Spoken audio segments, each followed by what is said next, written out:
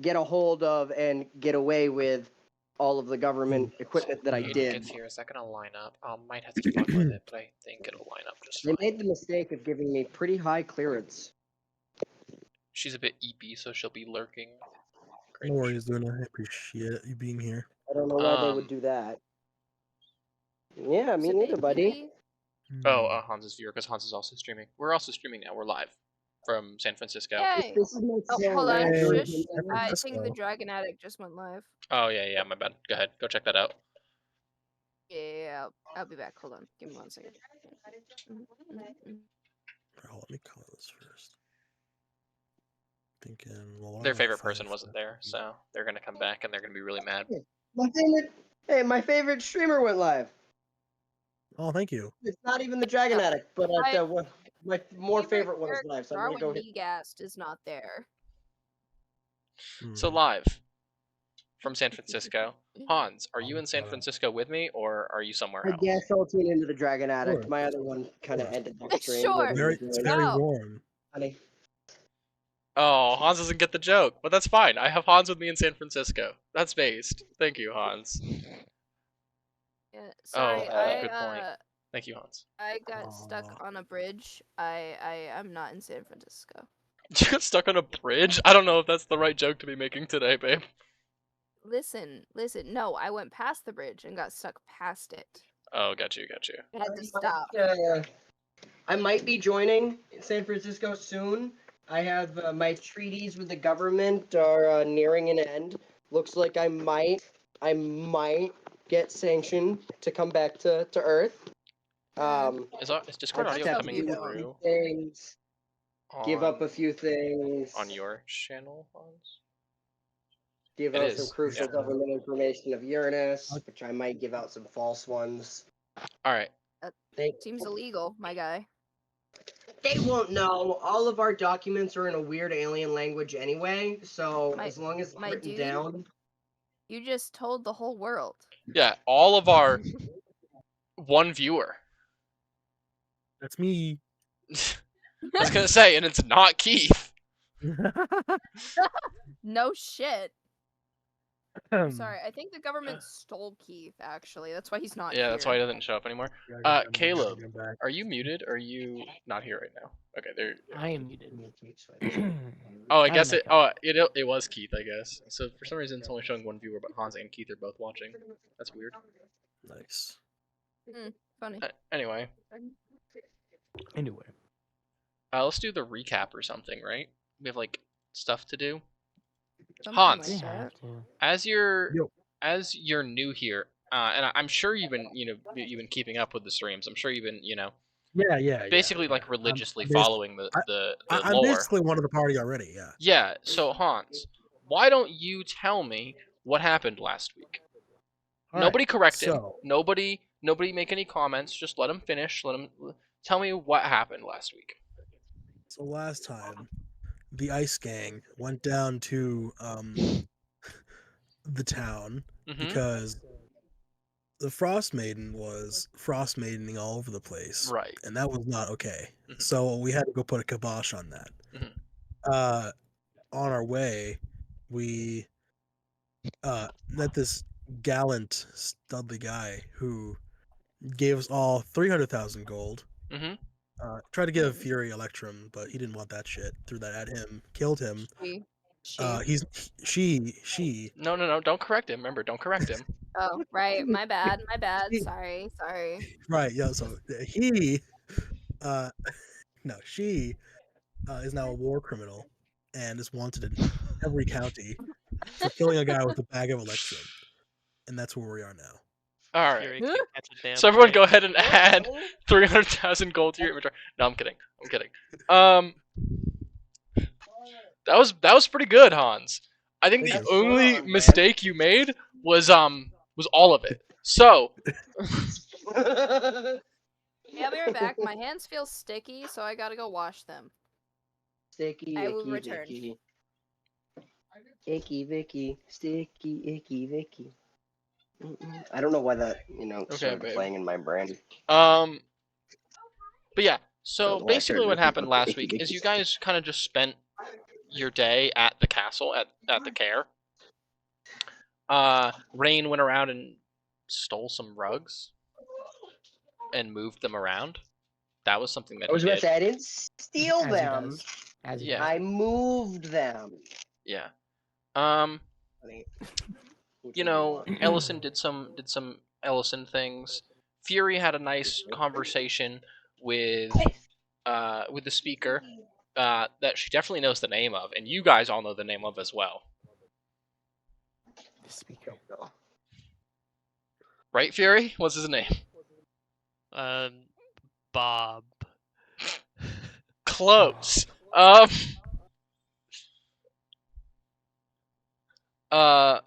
Maluk sent another message to his pen pal.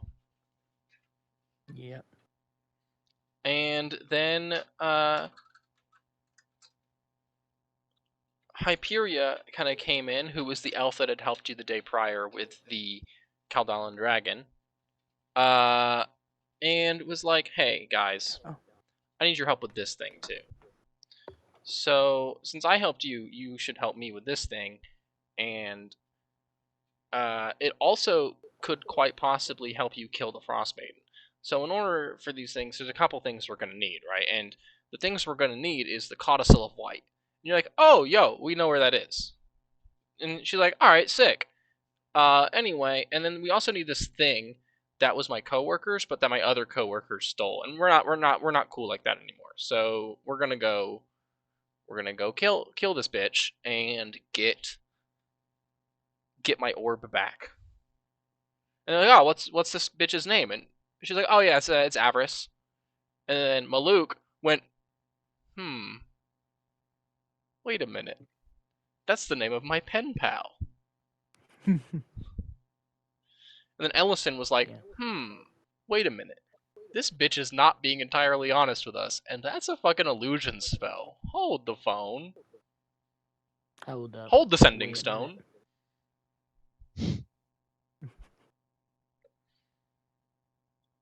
And, but you guys agreed to help anyway, because it furthers your goals. And there's always the chance that if she double crosses you, you guys are already planning on double crossing her, because you already know that she's maybe not on the up and up. So yeah. You guys got packed up and prepared. You can't double cross me. I'm gonna double cross you.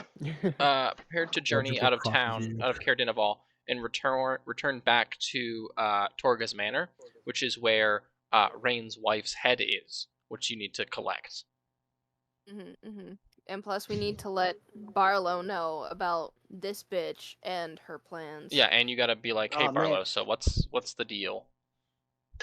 What's her face hasn't gotten back to the castle yet to do her magic. Damn. Huh? I was hoping I'd get there and she'd be a body.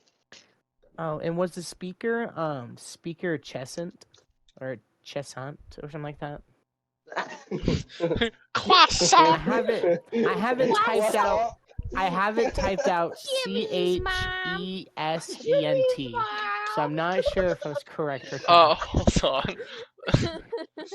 Hold on, let me find the actual name of the speaker real quick, because you guys do know his name.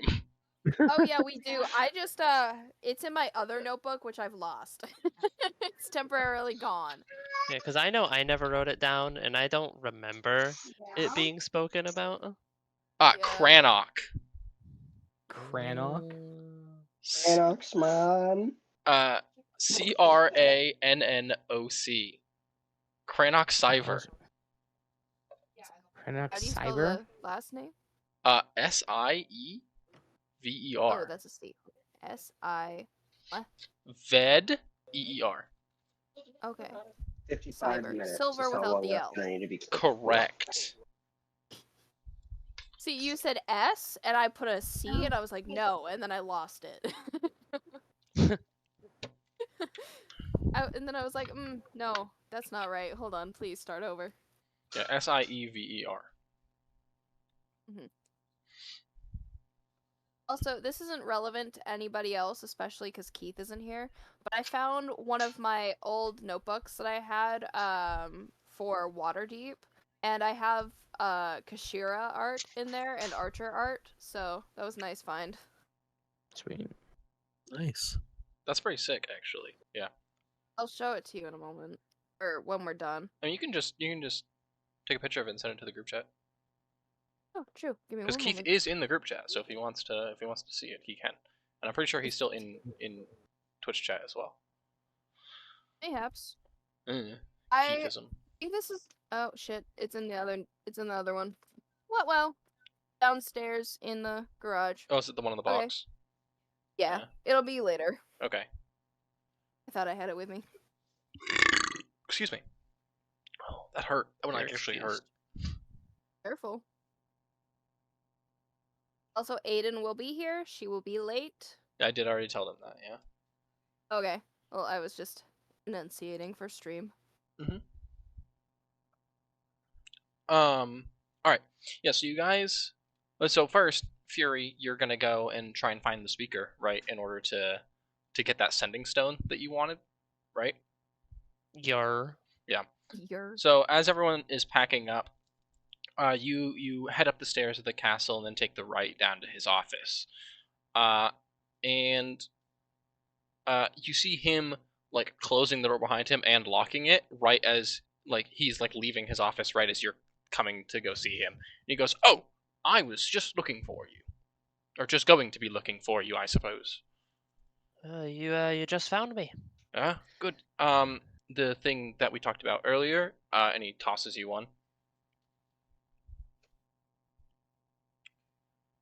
You do know how these work, right? Once a day, 25 words or less, we can communicate back and forth with each other.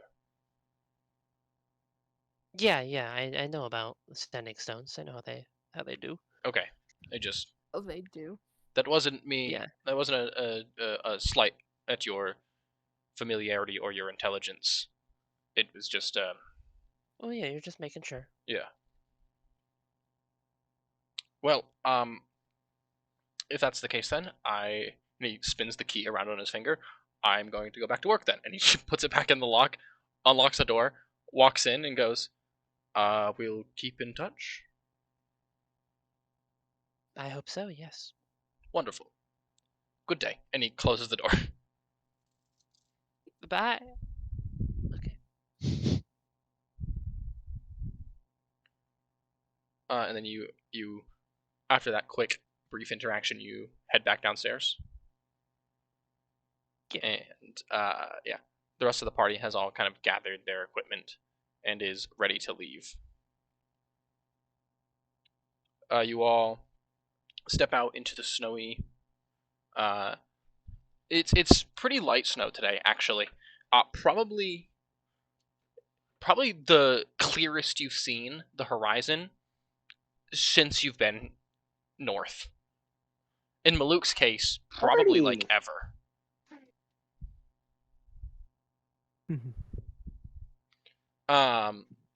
You walk down the path and head out to the slarage and begin kind of loading your stuff into it. Hyperia is waiting at the slarage, kind of anxiously tapping her foot. She sees you all and she goes, "Oh, wonderful.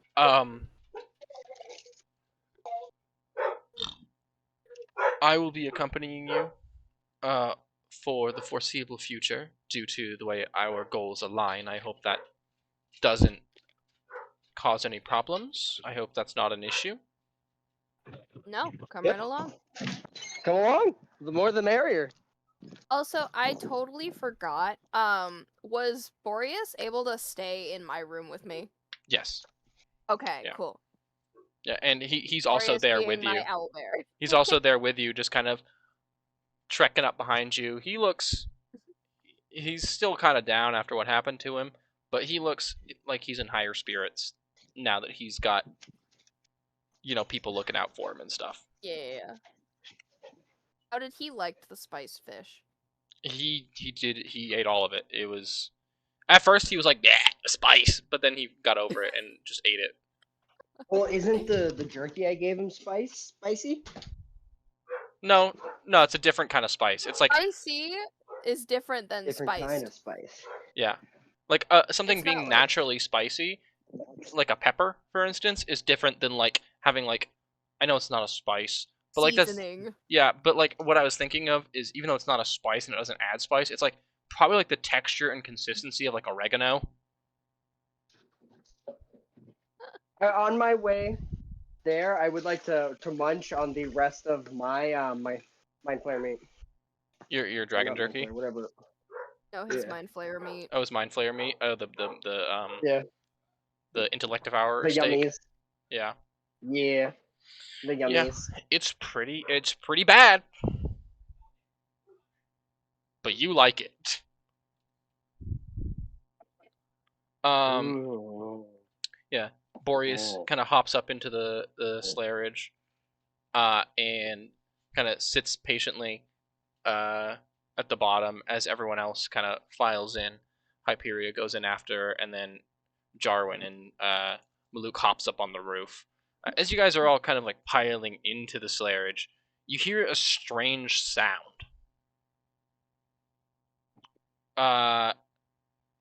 Like rumbling, almost. It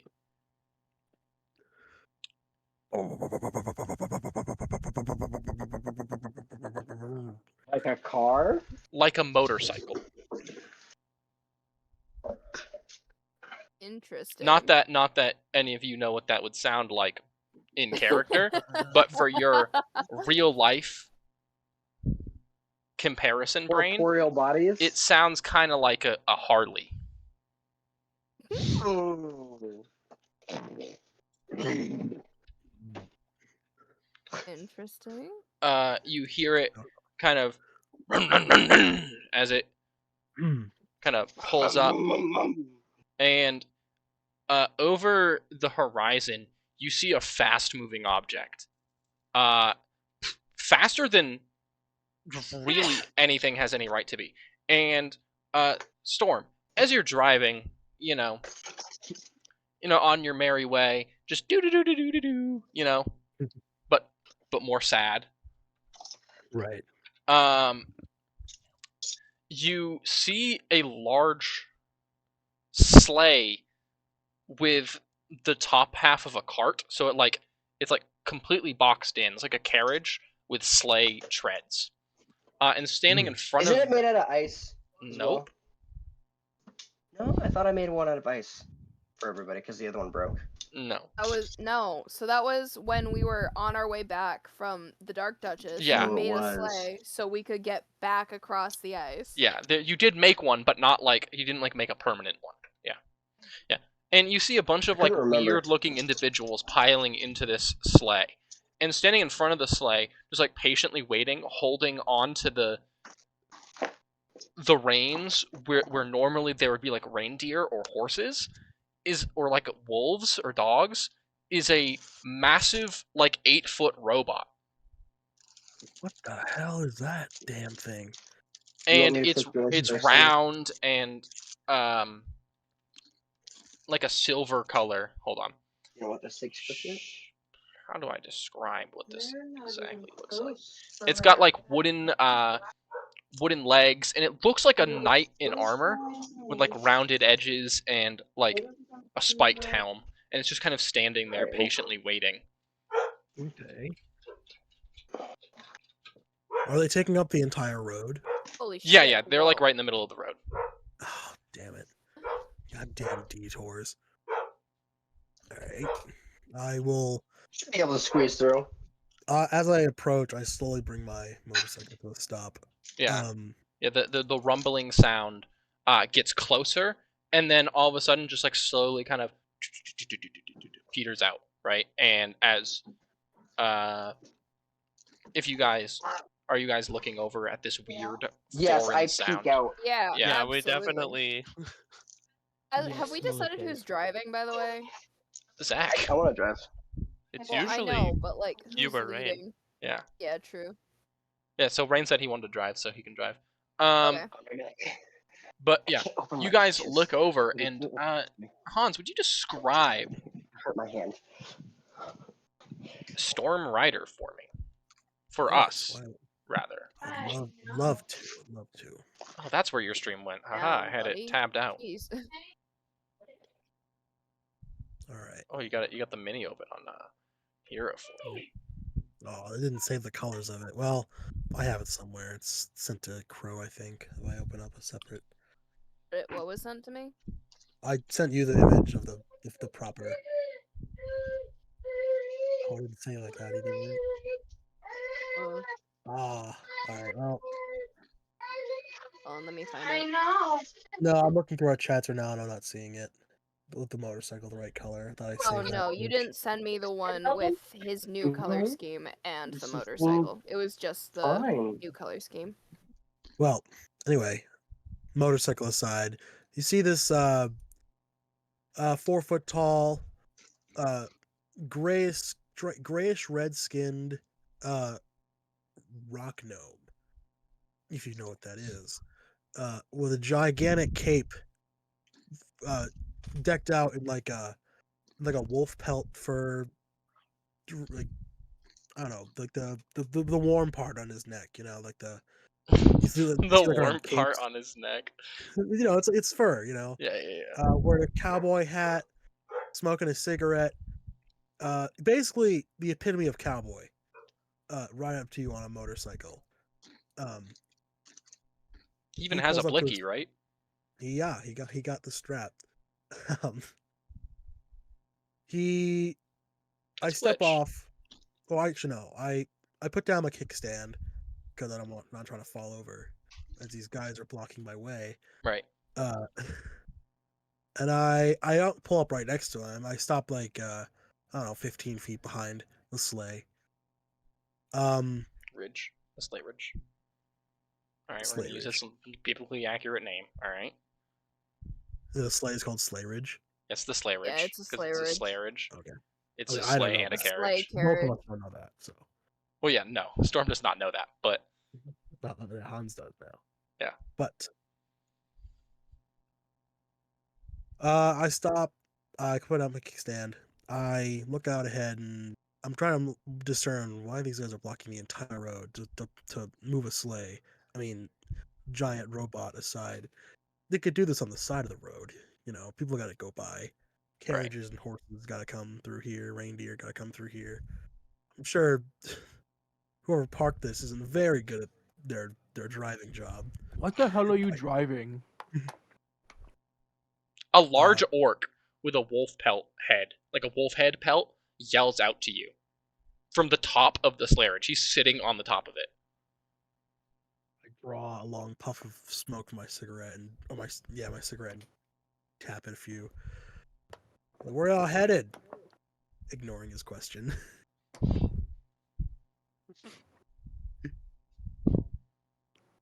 I believe my friend asked what you were driving. Yeah, well, you're kind of blocking the road. I mean, I feel like there's plenty of room to go around. How much room is there to go around? I mean, there is can room to go fit- around, right? Like you're not like completely isolated, or disallowed from going around. It's just going to be awkward and a bit,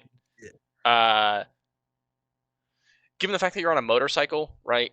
And it's a pretty, it's not like an ATV or a snowmobile, right? So it's gonna be a bit precarious. Right, I gotta drive on the lawn essentially. Yeah. The snow, fun. yeah. And like there's The snow snow. under you right now, but it's at least like padded down for the most part. Like there is consistent travel because it is on a road or a path. So this is a bit safer. And like realistically speaking, you can go around. It's just safer for you to just wait if you're trying to move. I'm gonna wait. Yeah. Well, That vehicle can't be completely practical in this weather. Oh, you'd be surprised, my friend. Well, this here is my I like to call it the stampede because it just goes and doesn't stop. But I'm just saying, I'm just It curious seems to have come to a stop. because I made it go to a stop. Sorry, that was Here's the funny. power You to just stop said- Stampede. You said it doesn't stop. So. It doesn't stop unless I want it to stop. To get off. What? Sorry. Whoa, Oh. listen, man. I don't want to know about your private details. Hi, That's Aiden. too much for me. Hello, Aiden. Okay, let's see if this Hello, works. It kind of works. Hold on. No, that's not what I wanted to mess with. Now that Aiden is here, Oh, I shit. dang. Aiden, can you I just speak real quick? realized. I was trying to make sure your volume was fine, and then I remembered that I can't fucking change it anymore. Oh, is it too It's quiet? Kind of odd. No, so Hans is too loud for me, but I can't go on to mobile or anything else to change the sound settings anymore. Good enough. Oh, I see. Weird. So everybody's stuck how they are, unfortunately. I might have to edit the overlay, which is so How a cringe. bummer. Oh, a bummer, dude. Because Oh, it doesn't line up properly, which is weird This is because where I my used parents the died, old Raphael. overlay as a basis, bummer, so it dude. should have lined up, but it just doesn't. So I just realized. Oh well. Anyway, yeah. So, as you were, Hans. I'm sorry. Yeah, I was gonna say. I just realized I brought home that set of dice and then I fucking lost it. It's okay. D&D Well, I'm Beyond getting- has like Yeah, digital I'm dice gonna you can use. roll. I'm using Yeah. the digital dice. I don't like those, but Yeah, it's. I Alright. mean, it's the only alternative right now. So. it is what it is. You now have This dice is on why you? you leave your. This is why you leave Yeah. your stuff at my house because you can't keep track of it yourself. Is it not in your What? backpack, Hans? I don't think so. Hold Yeah, on. go check, yeah. I don't mean to derail, but hang on. No, take your time, bro. We would rather you have dice. Yeah, exactly. Oh no. Oh, he has a little Hanzo ball logo in the corner if his face cam's off. That's cute.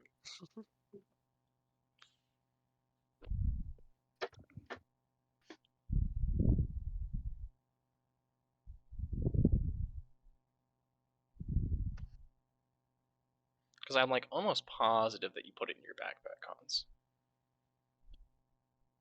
So his character is like a biker cowboy smash. Yeah, like mixed together. He's an artificer. Hmm. For some meta knowledge, he's an artificer, and he's a biker cowboy. Yeah, I kind of guessed with the bike that he would probably be an artificer. Yeah. No, he's definitely a monk. He's a with monk. Just some really good intelligence skill. Okay. Oh man, I Yeah. thought he was a ranger. No, that's my dog. He's an inventor monk. Way of the expanded mind. Way of the expanded mind is actually I hard as love hell. that. I love All right, that. Jacob. You've given me ideas. Click, click, click, click, click, click. I'll play like it. type I'll test away. run it next campaign. D&D Beyond. I thought you wanted to play new Illrigger next custom campaign. subclass. I do, but I like the idea of a monk that's like super religious, like a cleric monk, if that makes sense. Yeah. I don't know. It's Well- either that or a cleric or something. I don't know. I have a bunch of ideas. I'm not sure which one I'm going to do. I'm just going to wait until Yeah. the campaign's really close to being done before I make a decision. Yeah. It because is- I have It a is- few ideas for future characters myself. The next campaign is going to be Strixhaven, which is like Hogwarts.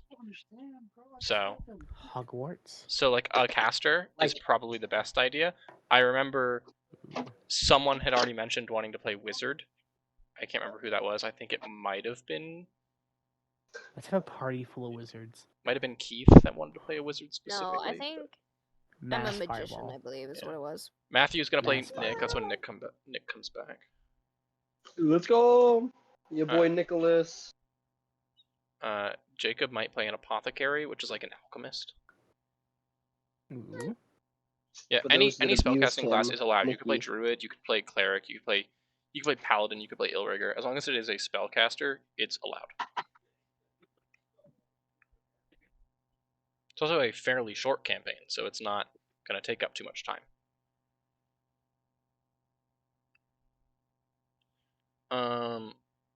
Hans, are you there?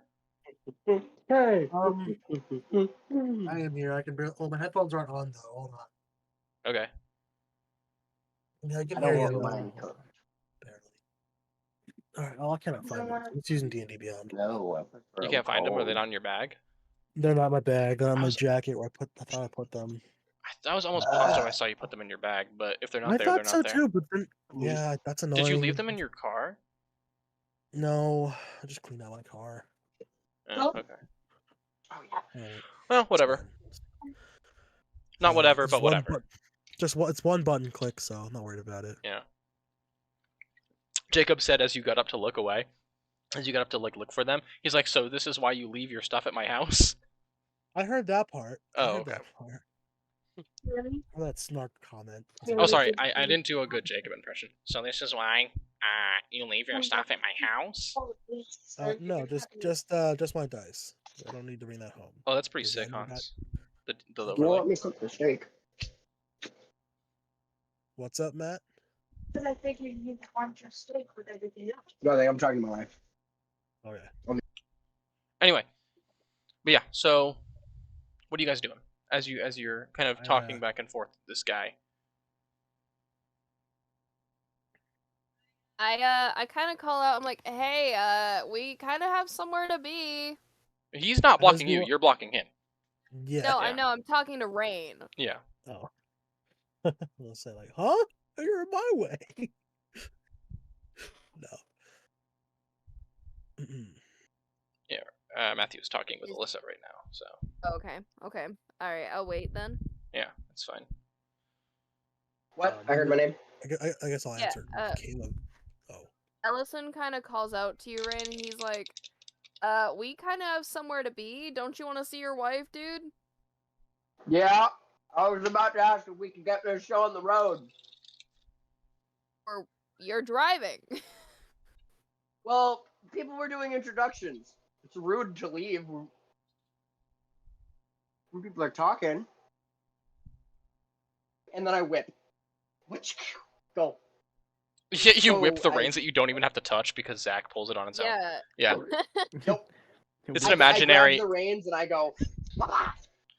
Zachariah, he grabs the cart and he just slowly turns it. And Storm, you're watching this massive robot just lift this heavy piece of wood and metal and several other things and just turn and just start walking down the road at a pretty slow pace. Oh my god.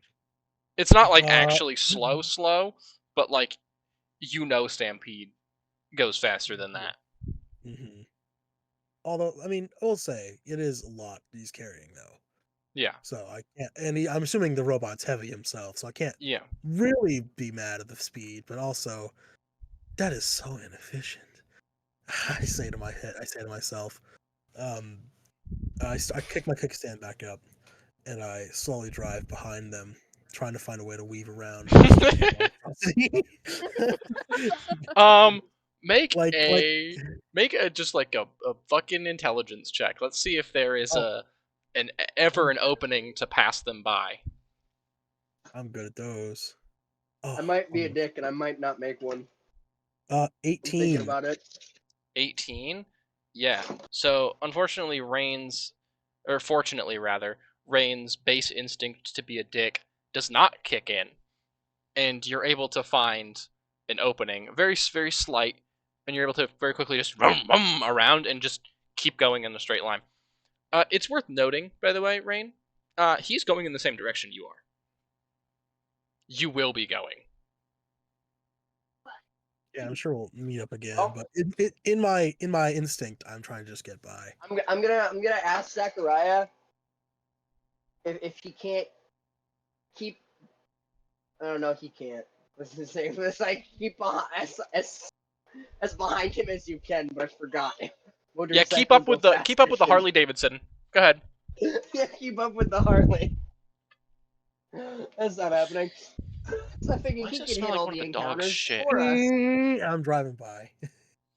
Hold on a second. I need to check my brother's room to see if one of the dogs shit on his bed.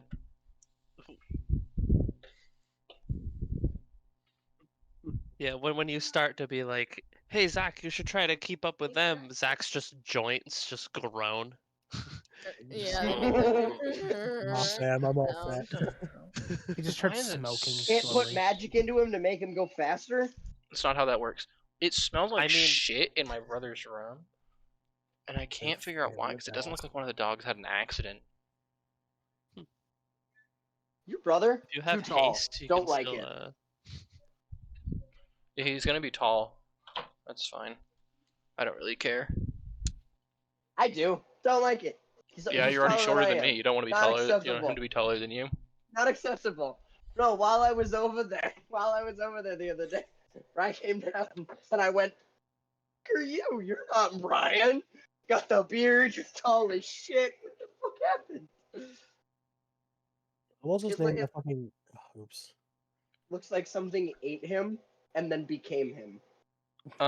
But so anyway, yeah. We're gonna say that Hans, you make it there probably about 10, 20 minutes before the rest of the party does. Alright, my thing is updated now. Oh, sick. Oh, but I cut off. Yeah, the D20 gets cut off. Yeah. Yeah, I gotta fix that. That's not a hard fix. Yeah, just put the So just overlay put that under. over instead of under. Under over.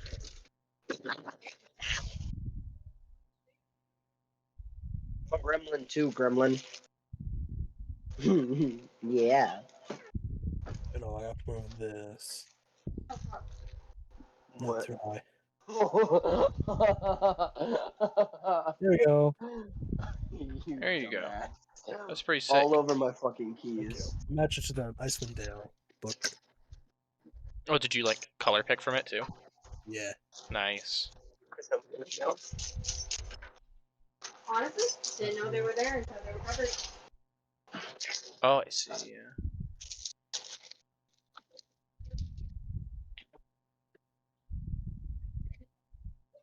See what I mean when I say the overlay's like a little off? Yeah, I can see that. I don't know why though, because I like the old one was basically perfect, and I just superimposed this new one over it, Well, so it are should you be. sure it's off? Because it looks even to me. Because like I know, yeah, it hangs off on the sides, but look, in the middle it might be a little bit rough. But the ones Well, on yeah, the like it's side, all they they're don't- all they're lining not up, even. right? But like the They're not issue even. is that like, why is there? You can't see my cursor, but like between Crow and Matthew, right? Why is there so much empty space? Right. I get it. I don't know. I might have to just do a new one.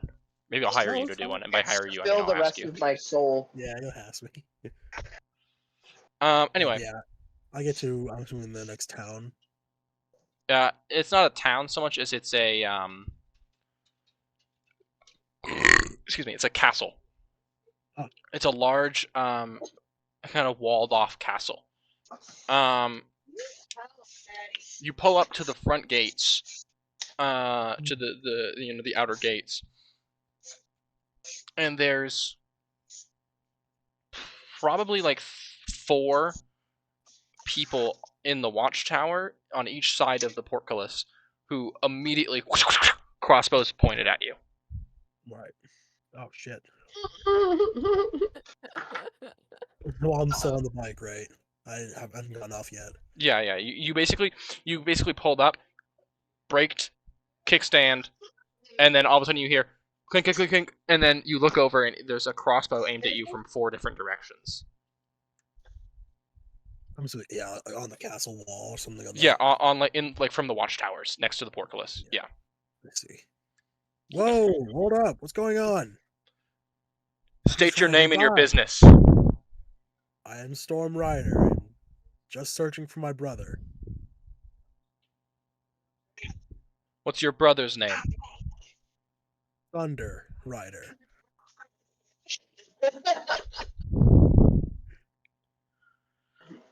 What's so funny? Sorry, it's just that's generic. No, look, read the name. What is your brother's name?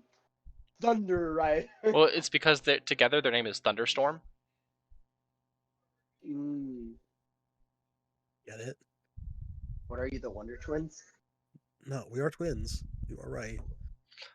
Matthew's just gonna make fun of you. Just kind of take it in stride. Yeah. Okay, I'm too smart to I'm too smart to Well, that's just not true. care. Well, it's because my character is. you made a character that is like really similar to a character that I know from comics, so I find it. I don't know them, so that doesn't matter to me. So anyway, the crossbows all kind of relax. They're not aiming at you anymore. One of them kind of walks over across the bridge over the gate and begins having a hushed conversation with the other one. And this conversation takes about 10-ish minutes. And as this conversation is kind of wrapping up, the rest of the party, you guys pull up to the front gates, and you see that little gnome on that strange little vehicle again, just kind of sitting there. What's up, dude? Huh? Oh, hi. Front gate giving you trouble? Yeah, they almost shot me dead. Not like I Ah, died. been there. Hey, is the guards the same as the first time we were here? Yeah, actually, one of them looks down and goes, "Oh, Rain's back!" What's his name? What's this one's name? Do I know him? You don't know his name, no. Damn it. But it's the same one, yeah. He goes, "Oh, Rain's back!" And then, and he points to you. Stormy goes, "Stay right there. Do not move." Stay. All right, man. I'm staying. I'm not going nowhere. One of the people pulls a chain, and the portcullis begins to lift open, and the party begins to slowly just kind of trot in. Zach, I wink. I give him a wink and I say, "See you inside, maybe." Because last time we were here, we were almost killed to get in. So the Zachariah brings the slayage over to the stables, dumps it, and you guys all kind of file out of the slayage. Back to the guards at the front gate.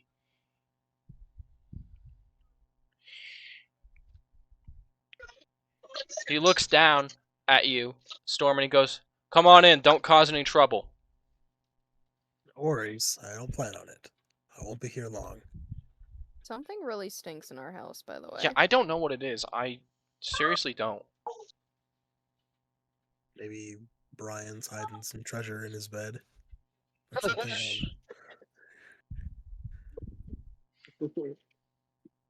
Yeah, hold on. I'll be right back. This is actually driving me crazy. Hold on. This is a different vibe, though, from the Thursday sessions. Yeah. I do fuck with it. Well, that's good.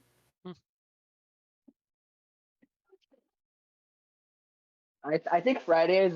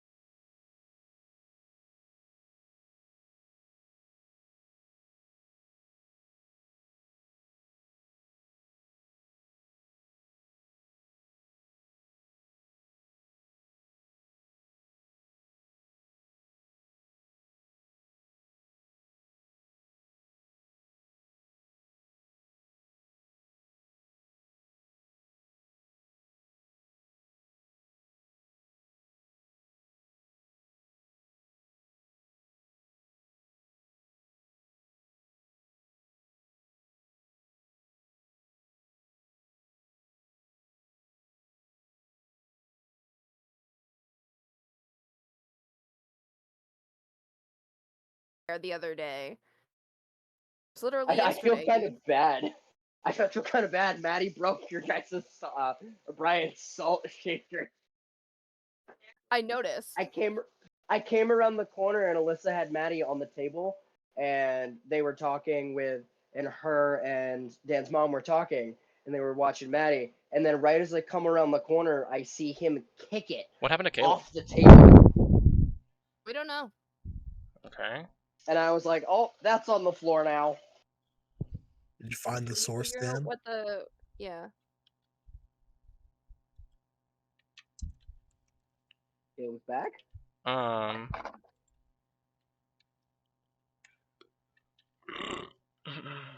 Well, I am going to spray in our room. So what happened is, for context, Ranger had an accident downstairs because he got into the chicken from the trash. First. and he shit all over the floor in front of the washer and dryer. And this had to have happened since after, like in the past 20 minutes. Because he obviously it wasn't there when you got home, Yeah. when Dad got home. You're good Yeah. to start on the meat now. Okay. And he shit all over the floor.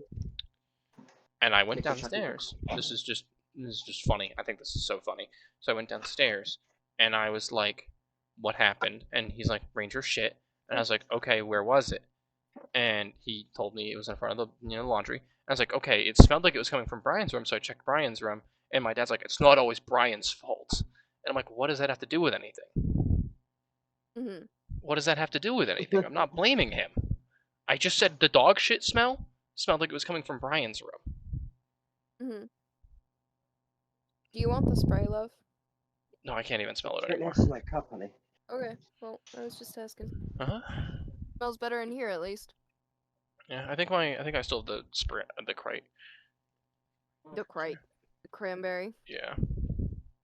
The Sprite cranberry. The crate berry. The Right, spite berry. So Dad, I drive in. Mhm. After the gate. This is when the gate gets shut. After they go. Yeah. in, As soon as you pull in, the guard begins to lower the portcullis and it kind of slams down behind you. It's like almost immediately as soon as you're in, the door just kind of right behind you. My asshole Titans. I'm kidding. No. I drive in and so what's in this castle that I see? So right now you're kind of you're sitting in a large open courtyard. It's been obviously there's snow on the ground, but it's been shoveled. It seems like they're keeping very good care of it. There's a stable off to the right hand side where you see the weird, strange group of adventurers pile out, and the robot kind of stands idle as that happens, like a weird random robot butler. And there's a bunch of soldiers in like dark black armor, kind of running around. And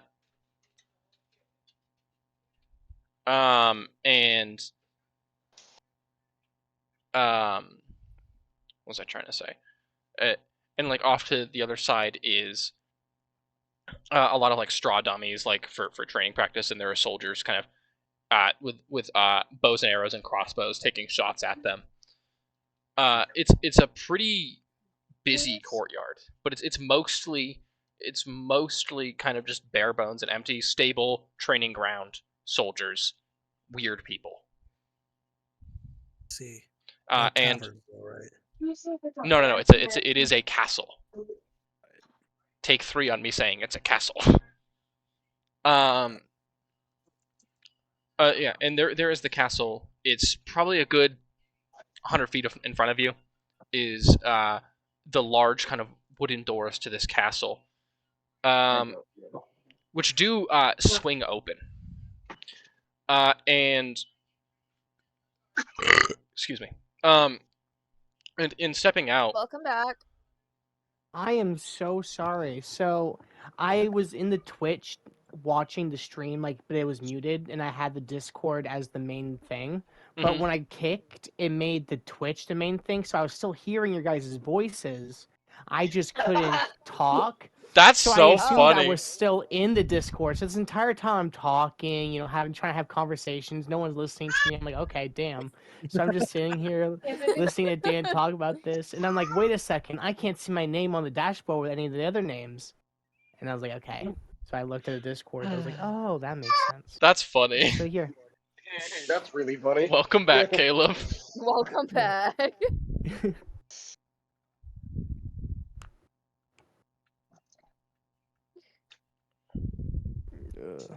back to your that. explanation, love. Sorry, Yes, I I'm modding apologize. in Hans's chat real quick. Yeah, you're good. It's being says message denied and then isn't denying it, so I don't know if it actually got. Press Nope. deny. I don't know if it Not actually- allowed to talk to him. What the Your freak? freedom of speech is revoked. No. No.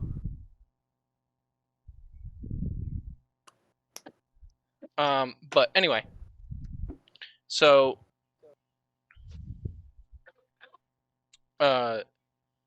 Yeah, stepping out from the front, kind of flanked by half a dozen soldiers, is a tall, broad-shouldered,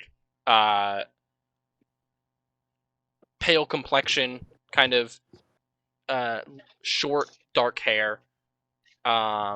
He's got a bit of like stubble across his jaw, and he kind of just walks straight up to you, Storm.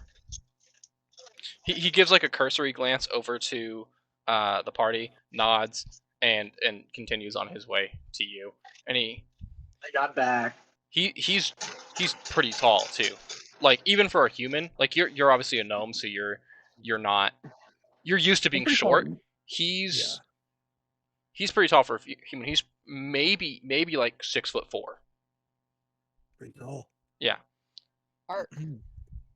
They're You don't pretty want tall yours for seasoned at gnomes, all? too. I imagine they're really short. Yeah, gnomes are usually about 3 to 3.5 feet tall on average. Yeah, I'm not above average. No. Yeah, you're a tall gnome. Someone say, never mind. No, go ahead. Someone say taller than Jacob, but Yeah, I would personally. I definitely would say taller than Jacob. 100%. Probably. I like that at this point, even Jacob is like, yeah, no, definitely. For sure. 6 foot something is taller. No, he's talking about Storm as a gnome.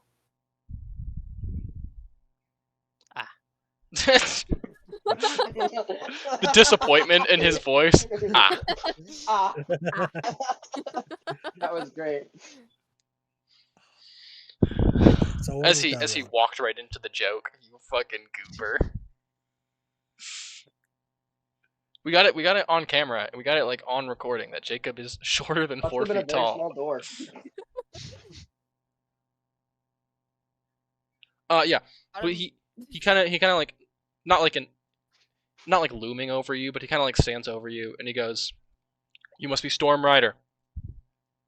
Yes. And he holds out his hand. My name's Barlow.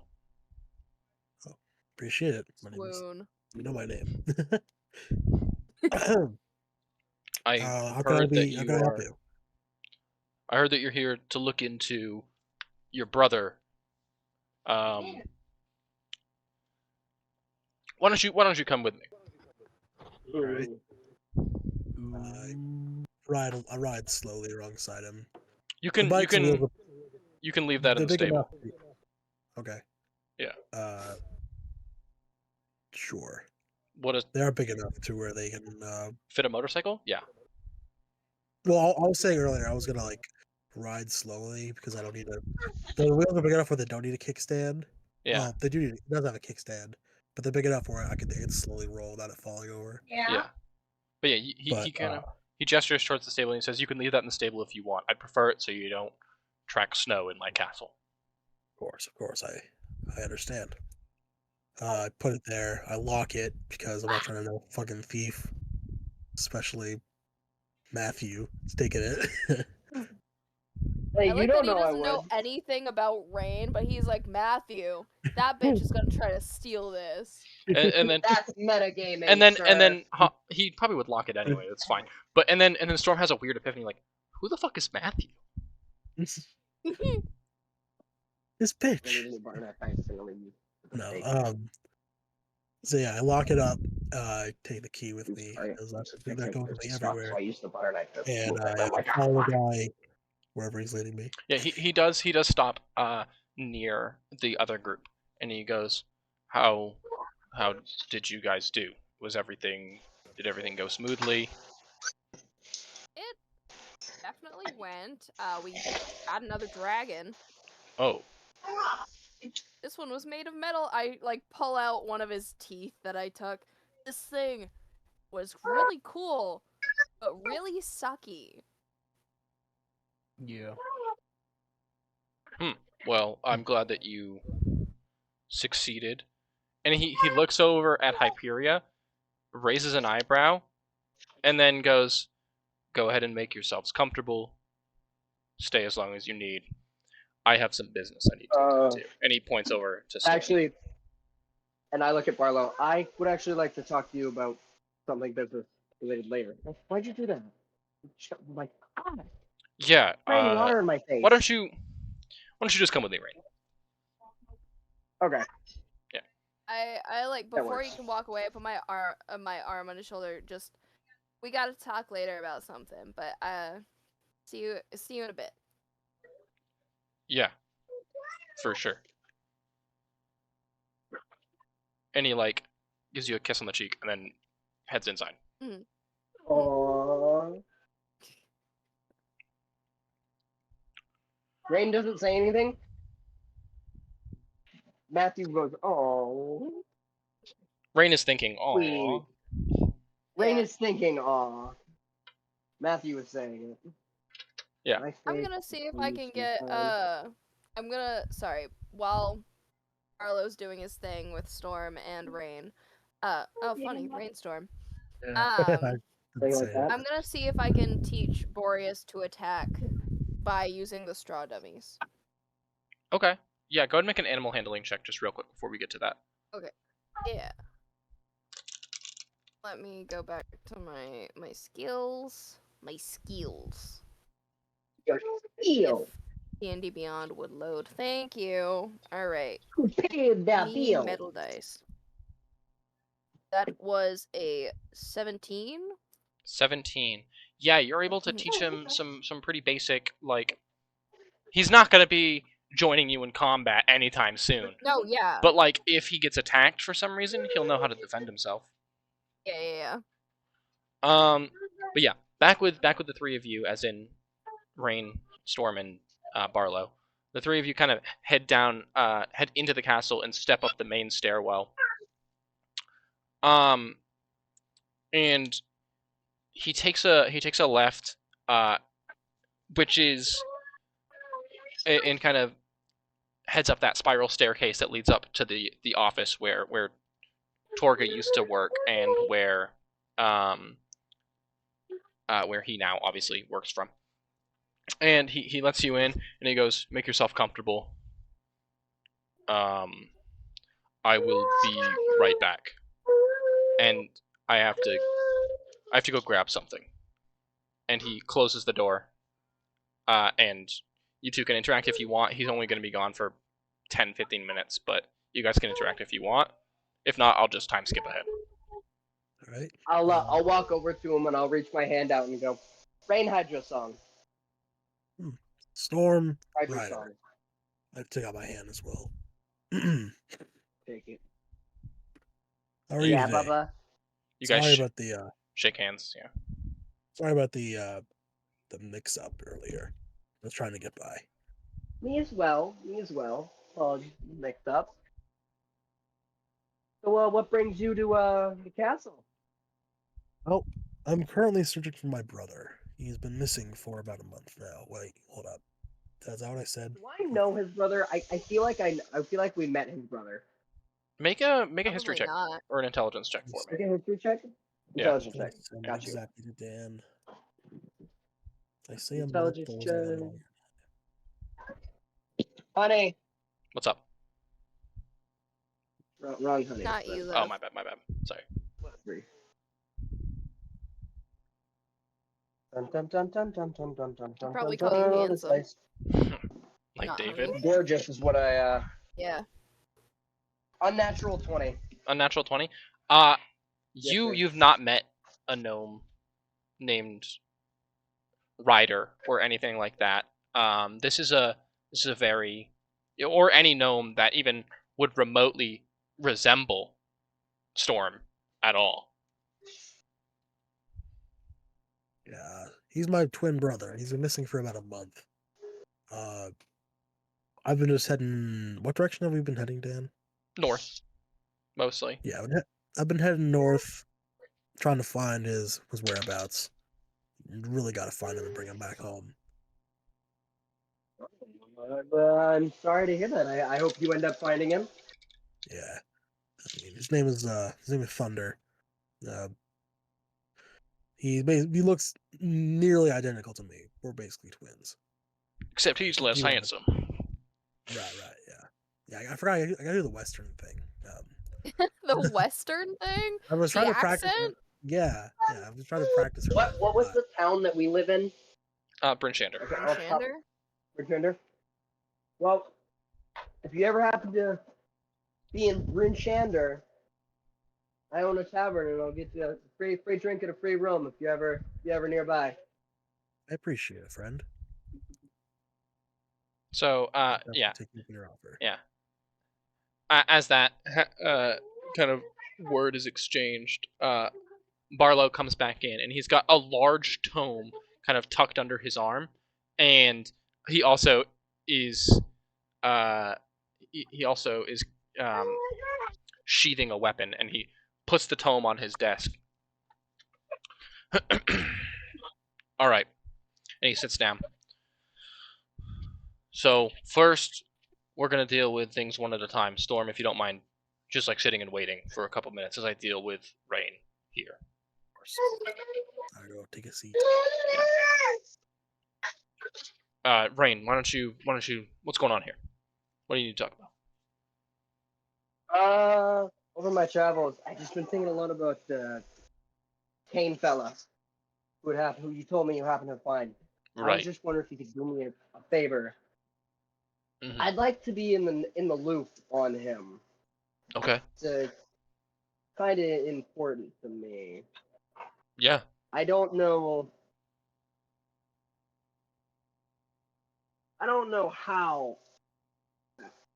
Like I said, he should be dead. There's a lot of questions I have for the guy. You happen to find him. Yeah. I'll let you know. Considering your past with him, it makes the most sense. From what you've told me, at least, your past with him. I'll keep you in the loop with that. Is that all? Yeah. Did that end? Have you seen? I'm brain farting. Who had my wife? Firena. I was just gonna say, and Firena? Firena wanted to see you as soon as you got back. She wanted I- you to come see her in the I was about library. to say. I was wondering. I was about to ask you if you could point me in the direction of the library. I am a little turned around. We were only here once. Yeah. Just head down the stairs, and then you know how we came in and we went left. Go right instead. It's the first door on the left Downstairs, side of the right instead of one. path. Big double door. Okay. You can't miss it. Got it. Thank you. Yeah. All right, Storm. And I head out. Yeah. So, I have some good news, and I have some bad news for you. All right. What's the good news? The good news is your brother is alive, from what I'm able That's to uncover. Glad to hear that. But what's the bad news? The bad news is my predecessor, Torga, was involved with some fairly shady groups. Okay, what does that have to do with me? Or my Your brother? brother is in the custody of one of those groups. How did he? What happened? What did he do? That's the part that I'm foggy on, because I only interacted with him once. He was a contractor for our organization, the Black Sword, and he had a brief contract with us for some inventions and some such. Very recently, within the past few days, before I took over, was the last time I saw him. And when I was going through the evidence against Torga, I found mentions of him. He's been kidnapped and brought to some place called the Ragged Glacier. Ragged Glacier. Oh. By a group of rogue mages named the Arcane Brotherhood. They're working with a guild of assassins named the House Demir. They contracted the house. Well, Torga had alliances with the Brotherhood and contracted the House to kidnap your brother and bring him to this glacier. One more time. What was the name of the person that captured him? The Arcane Brotherhood is the group that has him, and he was kidnapped by House Demir, which is a faction of assassins and spies and thieves. Demir is Demir, right? Dimir. Ah, I was close. What did Demir want you want to with know him? that Sorry, you I didn't hear said- that part. Sorry. They basically... Torga had ties with the Arcane Brotherhood, which is the group of rogue mages that you guys are somewhat familiar with. I knew and it. They contracted Torga, or Torga told them about Thunder, and she contracted House Demir to kidnap him and bring him to the Brotherhood. Yeah, you said the name of the glacier, and I started vibrating How do violently. you spell that name? The one Torga. Torga, Torrga. T-O-O-R. No, RGA. Torrga. Torga. I'm trying to actually keep notes this time. I see that. You're good. Contact Torga. I have been spelling her name wrong this entire time. I've been spelling it with one R. The assassins. You're taking. It sounds like you're taking like Caleb Duff notes, where you're taking like names and stuff, and you're gonna go searching through your notes later, like, what's this for? The assassins of the what? House Demir. Okay. House, and then Yeah. space Demir, Dimir. Very close to the Spanish word dormir, which means to sleep. Yeah. Which, make a history check for me, Storm.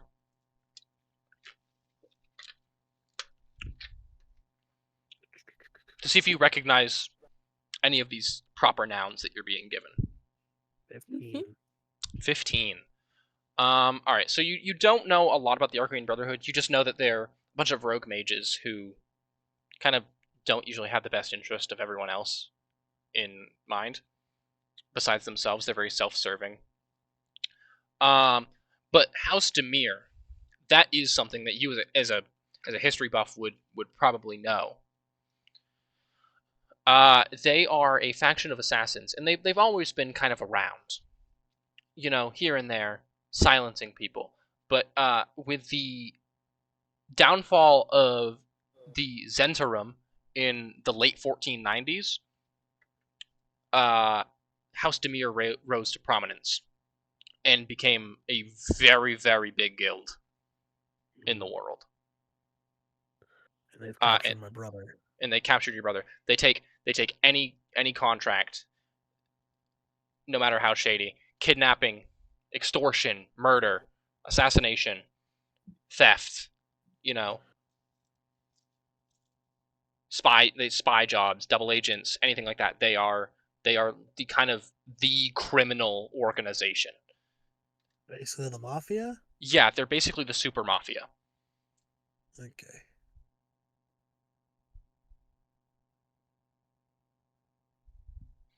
Most people outside of the organization don't even think they're real. They're like a bunch of group of boogeymen. Yeah.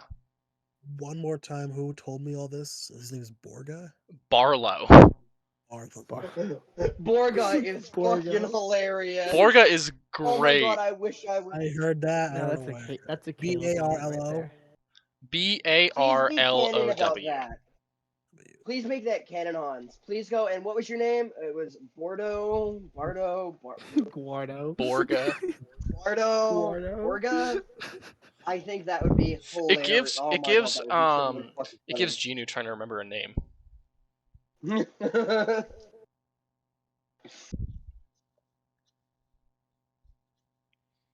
Alright. And that's about all the information I have on it. I don't know much about the Ragged Glacier. I don't know much about the Arcane Brotherhood or even House Demir. That's not. Oh, I almost dropped my fork.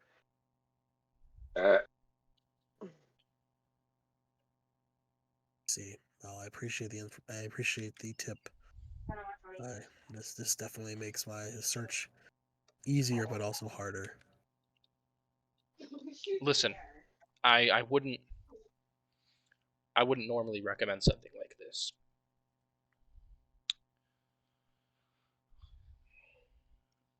You saw the group of people who parked the strange ones with the robot in the carriage. Yes, the inefficient one. Yeah, very inefficient. Yeah, they're a pretty, against all odds and all appearances, they are a very competent group of adventurers. I believe it when I see it. I understand. So I would recommend. Now, obviously, you don't have to take my advice. You don't know me. I won't be offended if you just get on your vehicle and leave, and go to find your brother by yourself. But there's always strength in numbers, especially in the Dale. Knowing in the Dale, knowing knowing where my brother is great, but knowing who captured him is definitely not a thing I could do on my own. I might have to consider requesting their assistance in this. And also, not even just for their prowess in battle or extreme luck. They often are burdened with terrible fortune and find themselves mixed up in even more things. So I'm almost positive that if you tell them about the Ragged Glacier, they're going to know something. And they'll be able to help you. That's where he is, right? Yeah, that's where he's taken.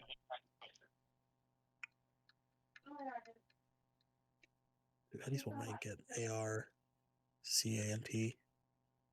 What? A-R-C-A-N-T. Ragged? Rankin, whatever you said. R-E-G-H-E-D. Ragged. Oh, I heard Rankin. I don't know where I heard that. Oh no, there's 2 Calebs now. Fuck. Are you muted, Caleb? You are. Yes, I am. I'm not trying to make fun of you too much, buddy. I'm sorry. No, you're fine. I can take it. I can take it. Alright. That's good. I'm glad. Alright, no. I will definitely talk to them and see what they say.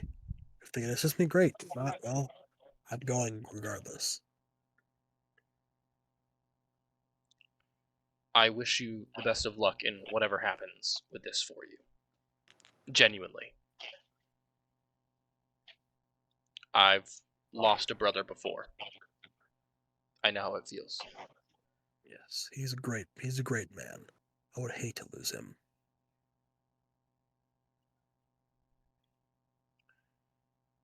Is that the end of our exchange? He goes, one more thing. What's up? He made something before he left. My brother? Yeah. What did he make?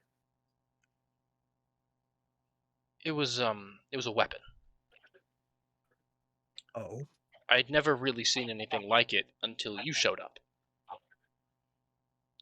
Well, me and my brother, we were very great builders. We made all sorts of contraptions, even since we were kids. Like I've seen weapons. I've seen firearms before, but they're usually powered by gunpowder or magical energy.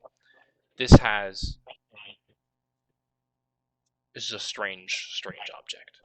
And he takes out the weapon that he holstered in the beginning, and he places it down. And it's an ivory handle and made of black metal. It's a revolver. I see. Scrolling down to the text where you said it. Yeah, go ahead and to your equipment add last right. Last right, isn't it? That's such a cool fucking name. I'm just gonna copy and paste the entire thing you sent to me. Well, the item Or is it- exists in D&D Beyond. I made the item. Oh. Da-da-da-da. Because you're in the campaign, it'll show up as yours, something you can have. That's Yeah, it right, should, the Wicked yeah. 6-shooter. Add to equipment. Hell yes. The sleek revolver made of ebony, with a handle crafted with the bone of a devil. While tuned to this magical revolver, you will have a 3+ bonus to attack and damage rolls, and you can crit on 19 or 20. Lastly, as a bonus action, you can mark the enemy with a wicked curse, giving them disadvantage on a saving throw of your choice, while also granting you an extra d8 of necrotic damage against that creature. Additionally, this gun has 4 charges that reset upon a long rest. You can expend charges to produce one of the following effects. Cursed Bullet. As a bonus action, you can expend 1 charge to imbue the next bullet with cursed energy, causing the bullet to ignore its resistances and immunities for the creature it hits. Unnatural Accuracy. As a bonus action, you can expend 2 charges to channel the devilish powers from the revolver onto yourself, give you advantage on attack rolls for 1 minute. Fan the Hammer. By expending all 4 charges, you can and foregoing your movement and bonus action, you can make 6 attacks in 1 turn. After using the revolver this way, it loses its magical properties until the next long rest. It's a That's cursed sick. weapon. But it's a cursed weapon, though. Devil's It doesn't Pride. matter. Doesn't Once matter. attuned, this item remains attuned to you until you die or the revolver is destroyed.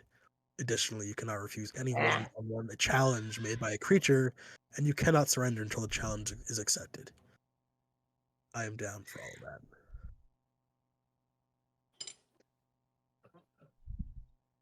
You go and just attune to it on your next long rest, because it's not attuned to just yet.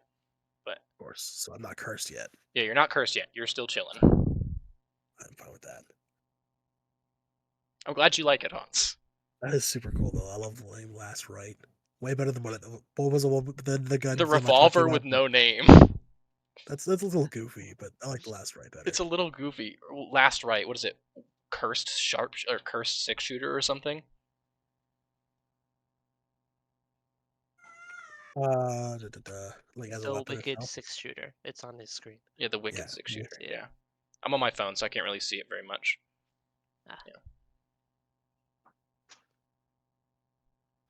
Yeah. But wait a minute, I have a question then about it. If it loses its magical powers, if I use Fan the Hammer, does that mean the curse goes away too? No, you are still cursed with it. It just becomes a regular revolver with a cursed property for the next 24 hours. Or not 24 hours, but Next long until the next rest. long rest. Yeah. Yeah. That's Unfortunately, really you funny. are still cursed. Oh I man, knew I'm not cursed anymore. Let's go. I knew you were gonna ask that, so I Uh. already had that preloaded. As soon as I gave it to you, I knew you were gonna ask. Like, oh, does that mean I lose the curse? No. Just curious. You grab the revolver, and it's warm, and the weight is not almost. It's literally perfect. It feels right. Like he made this specifically for you.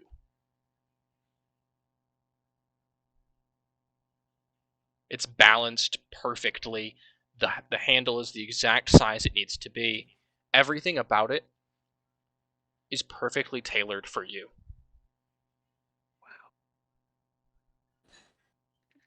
I cannot believe he made such a weapon. Why did he make this? I don't know.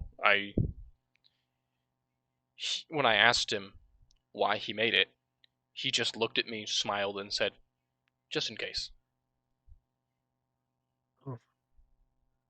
I will treasure this. And I will definitely ask him myself. I will make great use of it. And I take it, replace my old revolver, put that in my backpack, put that away. Surprise tool that'll help us later. Maybe I'll give someone maybe I'll attune. I'll make it magic. Is that and give it him to someone bouncing up else. and down in the? But I will definitely, or I could dual wield it. Who knows? All right, yeah. So do you No. leave the office, or is there still more questions you have for him? I guess I'll ask. Is there anything I should know before I go meet these folks?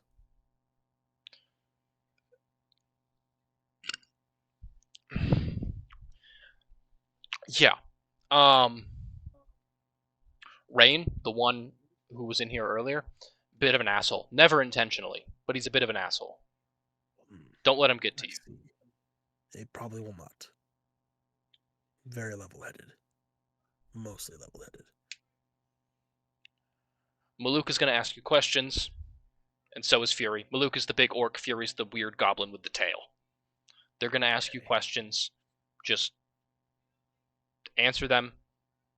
It'll be easier for you because they will keep asking. At least Maluk will. They'll keep asking until you go crazy. I see. Jarwin is the flamboyant one. And Ellison is mostly normal.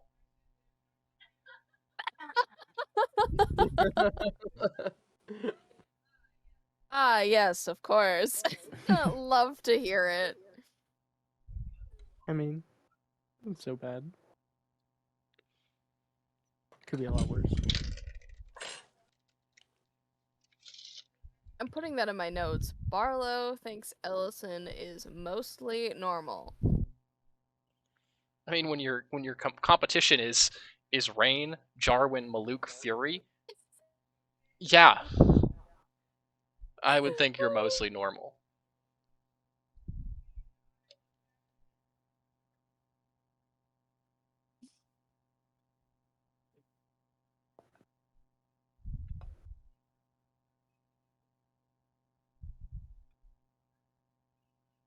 All right, well, that is all I have to ask him, so I guess we can move on. Yeah, all right. So yeah, you step out. You step up and you kind of walk out the door down the spiral staircase. Before we get to that, Ellison, you're training Boreas, so I'm gonna just leave that there. Unless there's anything else that you want to do. I mean, other than actually talk to Barlow about everything, Yeah. then not really, no. Okay. We'll do that last then before. Oh yeah, before we you're move good. on. Jarwin, is there anything I that am you going to want run do? to the bathroom. Okay. Is there anything that you want to do Ooh, now that you're back in the castle? Jerry, what's your Nothing last name? specific. No. Huh? I can't think of What's your anything. last name? What's my last name? Fury. Fury's last name is Fury. It's just Fury. There's no last name. It's all. It's she's like Shakira. Got it. Yeah. Or Cher.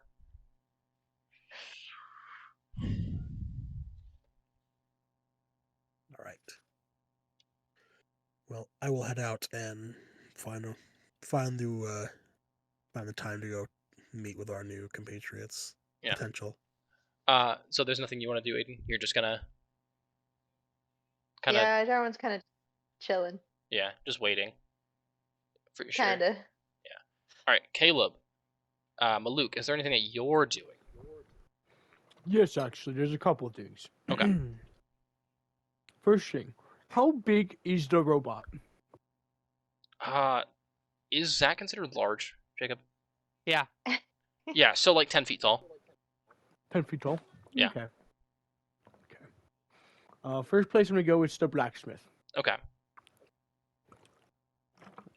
Yeah, you walk into the castle, and you head down the right path and walk into the castle forge, and you can see the smoke kind of billowing out the chimney and stuff as you step in. And the blacksmith's kind of sweating. He's hammering away at something. He like wipes his forehead and he goes, "It's a kind of a tall half orc individual. He's shirtless, very shredded, the usual. He's just a very average blacksmith.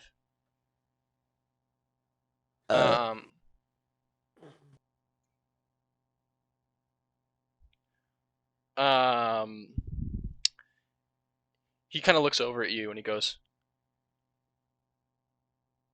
"What can I do for you?" Hi. So, I have a couple things on me that I don't need anymore. Right. And I was wondering if you could make a giant metal hammer out of it. Well, I can certainly try to. I don't see the way. Like big enough for a 10-foot tall person. Do you know many 10-foot tall people? I know one. Well, I guess that's all you'll need then, eh? Alright. Do you brought the materials, or am I gonna have to make this? I'm gonna give him my glaive, my great sword, and my 5 javelins. Your great sword is in. Not my Knight's Fall. I have. I was gonna say, as in Knight's Fall, or Yeah, no, God, no. What did I miss? No, I just have a regular great sword. okay, yeah. Glaive. Yeah, he looks over at you and he goes, "Oh, that's a lot of metal meltdown. Yeah, I can definitely do that. Yeah. So free charge, obviously, since you're part of the knights. So this will be probably take me a few hours. I ain't gonna lie to you. It'll maybe 4.5 hours, give or take. Okay. And can you make it like the one part of it is a hammer and the other part of it's like a giant spike? Oh yeah, for sure. Yeah, Okay, sweet. Appreciate it. yeah, for sure.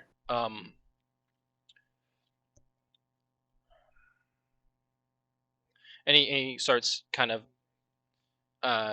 breaking down the metal and like melting it down into scrap and usable smithing shit. Material. Yeah, there we go. Material is the word I was looking for. Yeah. And then I want to go. Seeing that, I'm gonna go next to the potion place. I'm not sure if this is the place where that was. No. No. Okay. Is there a potion place here? No. I mean, No. yes. Like you can go to the library where Firena, where Firena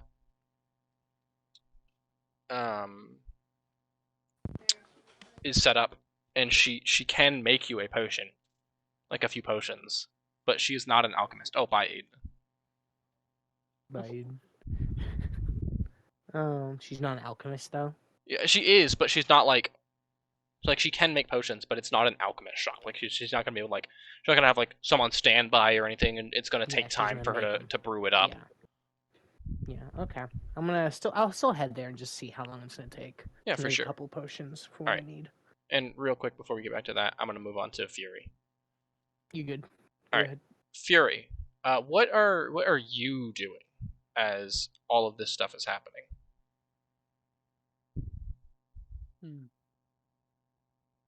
I'm between a couple things that I'm thinking of. But, yeah. I think she's gonna find a room for herself, and she's gonna, close up, be private, and have a little communion with this staff of hers. Okay. Chain. Yeah, for sure. Yeah, you step into like a. Are you looking for like a bedroom or just like a empty room? Preferably a bedroom. Okay. Yeah. Yeah, you're able to go up the right stairwell and into like the massive kind of sprawling hallways with like 10 doors on each side. Like this is a big castle. Welcome back, Aiden. This is a big castle. Thank you. Sorry, Sorry, my mom called. No, you're all good. And you kind of literally like you just pick a random door, poke your head in, no one's in there. It looks like it's not like abandoned because like obviously people do come through here, but it looks like it's vacant, I guess is the word I'm looking for. So you step in, you kind of click the lock shut, and sit up on the bed, kind of place the cane in front of you, and kind of go ahead. Hello? You hear like literally that's what you hear. You just hear like a sigh. It sounds like a sigh of like relief, like kind of like when like a bone pops and like there's just a bunch of like tension relief throughout your body is kind of like the vibe that the sigh gives off.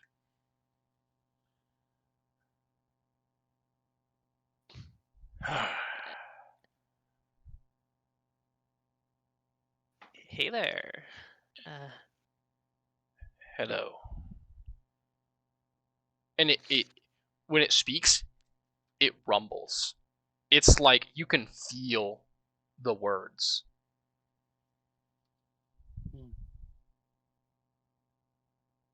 So, I suppose I should maybe apologize. I meant to talk to you sooner.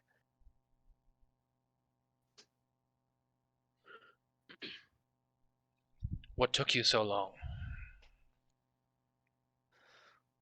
Well, I'm still not 100% sure, but, well, I was worried you might be like Tativolus in disguise or something. You kind of scared me. I am not Tativolus in disguise. And you're not, like, his servant or anything, right? Not technically. Okay. I understand That's that reassuring. is not entirely reassuring, but I'm his servant in the sense that he made me what I am, but I do not follow his orders. There we go. Oops. So,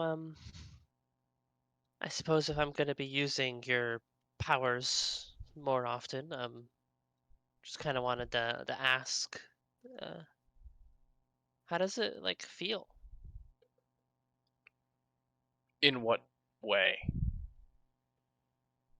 You know, when I'm, like, casting spells, does it, like, hurt? Am I using, like, No. your essence? It's like breathing.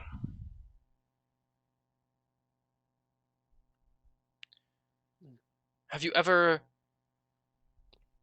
Obviously, you're a warlock, so you would understand what it feels like to cast magic. And it feels much the same as when you use me as a focus. It's not like a part of myself is missing, it's like you're channeling my innate power in order for an outcome, and it feels natural. Okay. That's good. Well, I've definitely planned to be using you more, so I'd like to, well, get to know you, since we're going to be working together moving forward. Yes, I look forward to it.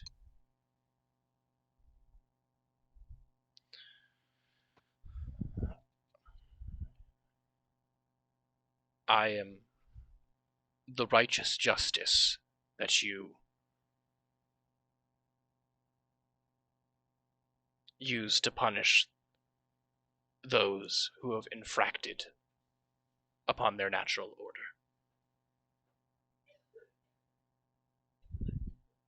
Oh, that sounds good.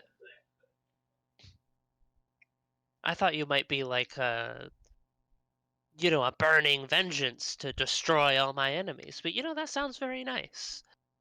I think we're gonna get along. I am known as penance in this form due to the fact that I punish those who deserve it. Like Zardarok. Correct. I do take pleasure in death. I will not lie. It's in my nature.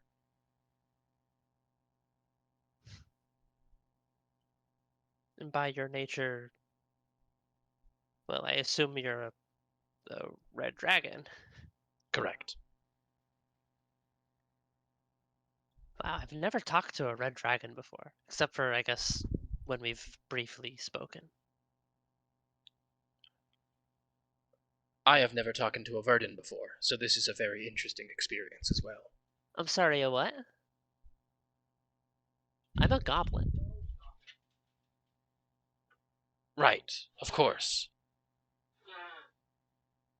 That is what I meant. It's draconic for goblin. Oh, okay. You can make an insight check if you'd like to. Okay, let's see. Oh, I do have a +1. I rolled good actually, so 19. It's not draconic for goblin. Oh, okay. Huh.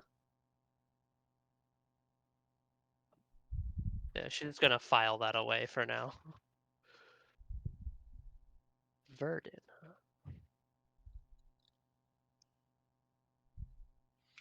So yeah, not part of Tativilus's evil plans. That's great. Right? I don't think so. Well, that's good. If I'm part of his evil You plans, wouldn't he certainly hasn't told me. Yeah, you wouldn't happen to know what his evil plans are. Not the specifics, no. I know his end goal. Oh? He's the Archduke of Avernus. And he's only been that way for the past, decade and a half in the material plane. Very short reign so far. He is discontent with his lot and wishes to drag the material plane into hell and take control of that as the 10th layer.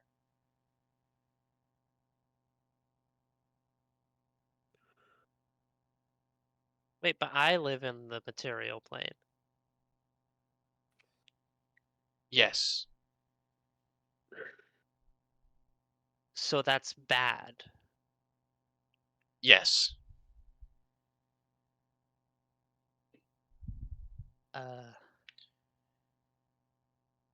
So why has he been talking to me? I wouldn't help him do that. He should know that if he's been in my head.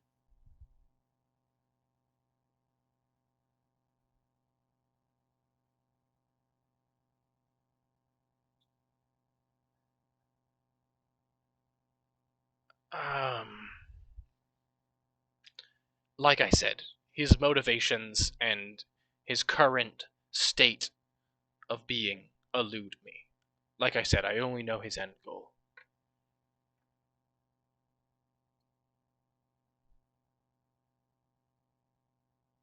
So he's trying to one up, because I heard that happened to like one of those cities down south, El Turel. Correct.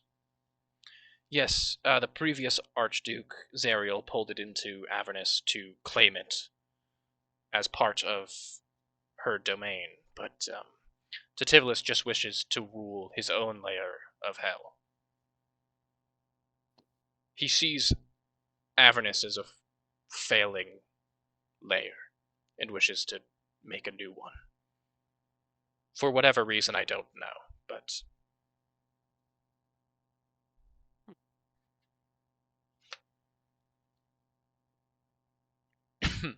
Well, as long as you're not going to do anything that, helps him pull our world into hell, I am sworn to I you. think Whatever actions you take will be my truth. oh, that's reassuring. What was your name? Is it just Penance? It is penance in this form. When I was alive, I was known as Ladira. But Ladira is dead, so you may refer to me as Penance.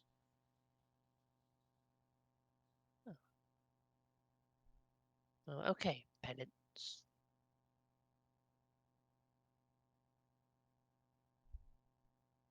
I am glad you have spoken to me. I was getting concerned that you were. going to ignore you forever? Yes. The thought crossed my mind, but I figured it would be wrong. You are a good person. Oh, thank you. I try. You do not deserve the life you have been shackled with.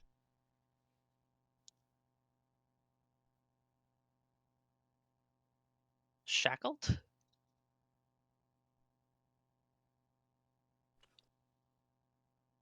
As a warlock bound to Titivolis.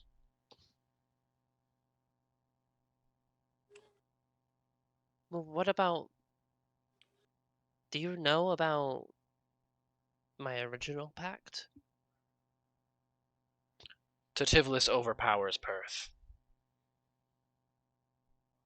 Uh-oh.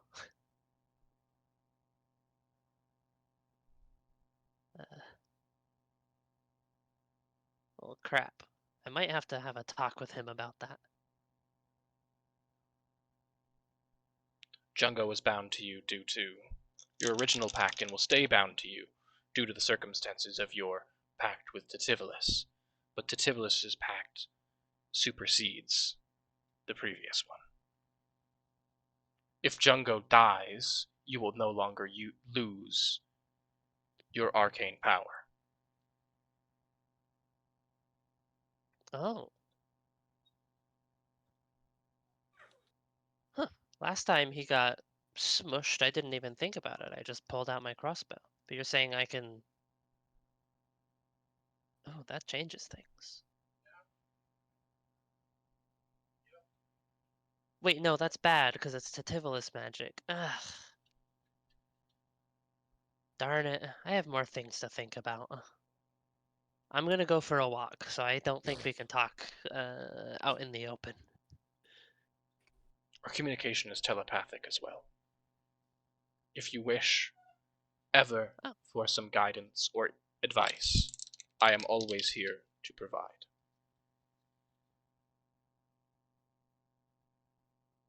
Yeah, Fury stops talking out loud and says, "Oh, that's convenient."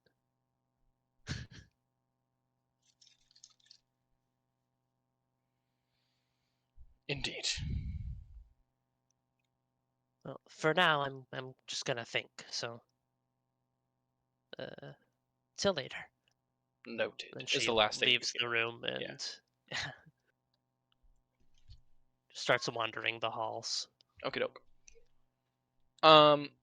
Is that it for you, Jacob? Yeah. Okay.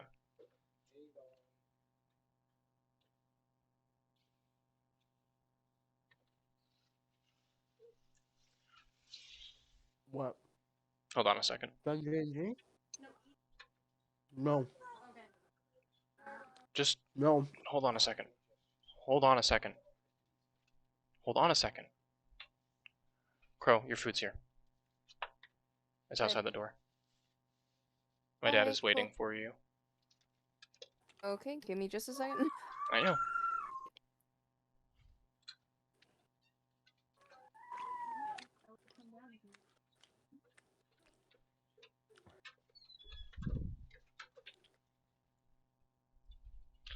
All right.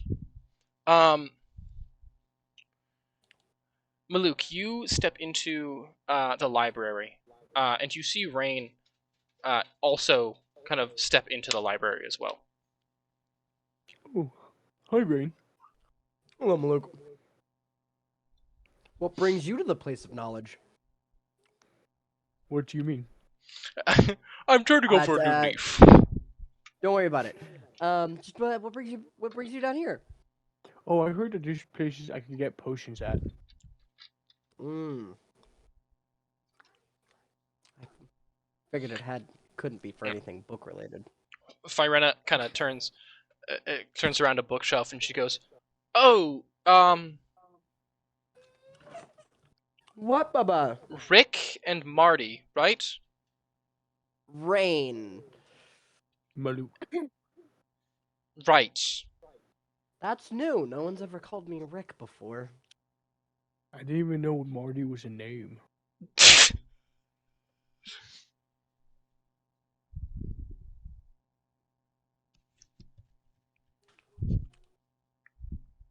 Oh, hi, Grady. Hi, silly dog.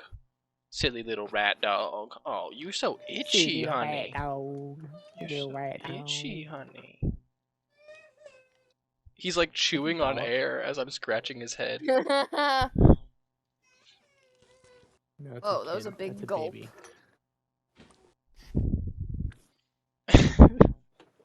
Oh, his head was so itchy. Okay, honey, go lay down. Go lay down. Good boy. Thank you. Um, I'm where glad was I I? cooked Oh, it she good. goes, you're here to talk to M, right? And she points to you, Rain. Yes. As a matter of fact, I am. Wondrous. What brings you here? I'm sorry, I've already forgotten your name. Lucas? Maluk. Maluk. Okay, I cannot make any promises about remembering that. I'm horrible with names. If I can remember my name and she can't, that's concerning. So what brings you here? Maluk. I was simply wondering if I can get some potions either made or acquired. Excuse me. Of course. What kind of potions would you like? And she kind of begins to walk over to a big, like, it looks like a jewelry box with like the doors and all the like the drawers and stuff, and she just kind of goes and she starts taking out ingredients and putting them across the table. What kind of potion would you like? I can make almost any potion effectively. Something to help with the cold. Okay. Something that I was taking a potion a couple days ago that made me really fast and made me really like it made me attack a lot, and I didn't get tired like I did once. So a potion of speed and a potion of cold resistance. Yeah, and then there was another one which made me attack really good. Attack really good. Yeah, like I was really good with my attacks. I really it was really hard for me to miss. Is Rain still here, hearing this? Yeah. Do you mean... I think he means a potion of haste. That's potion of speed. That's what it's potion Which of speed. is the what is the attack one? Potion of advantage. That's what I thought. Potion of Okay, advantage. and you're talking about the potion of advantage for that one, right? Yes, that one. Yes.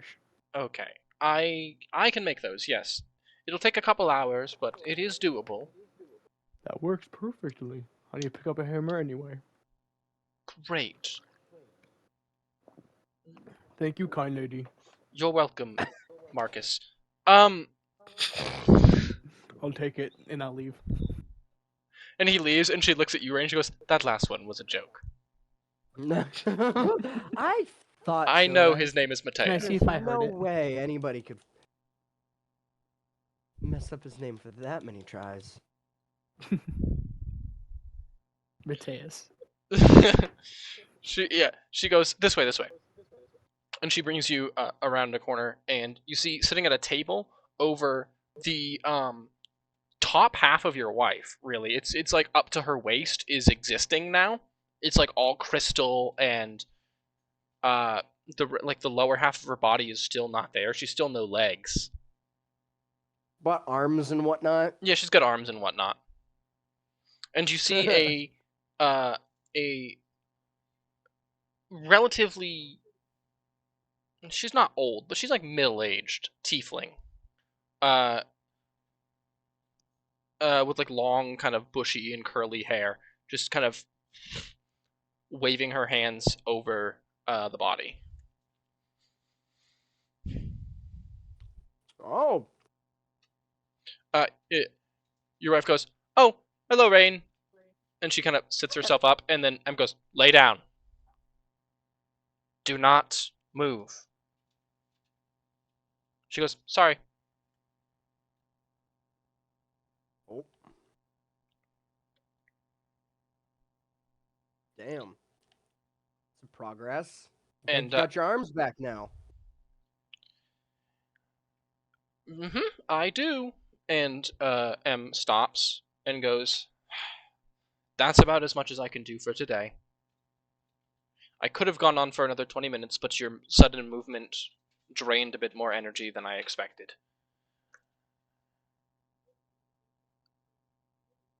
That's not bad. And she turns around and she goes, "You with the face. How are you liking your staff?" I love it.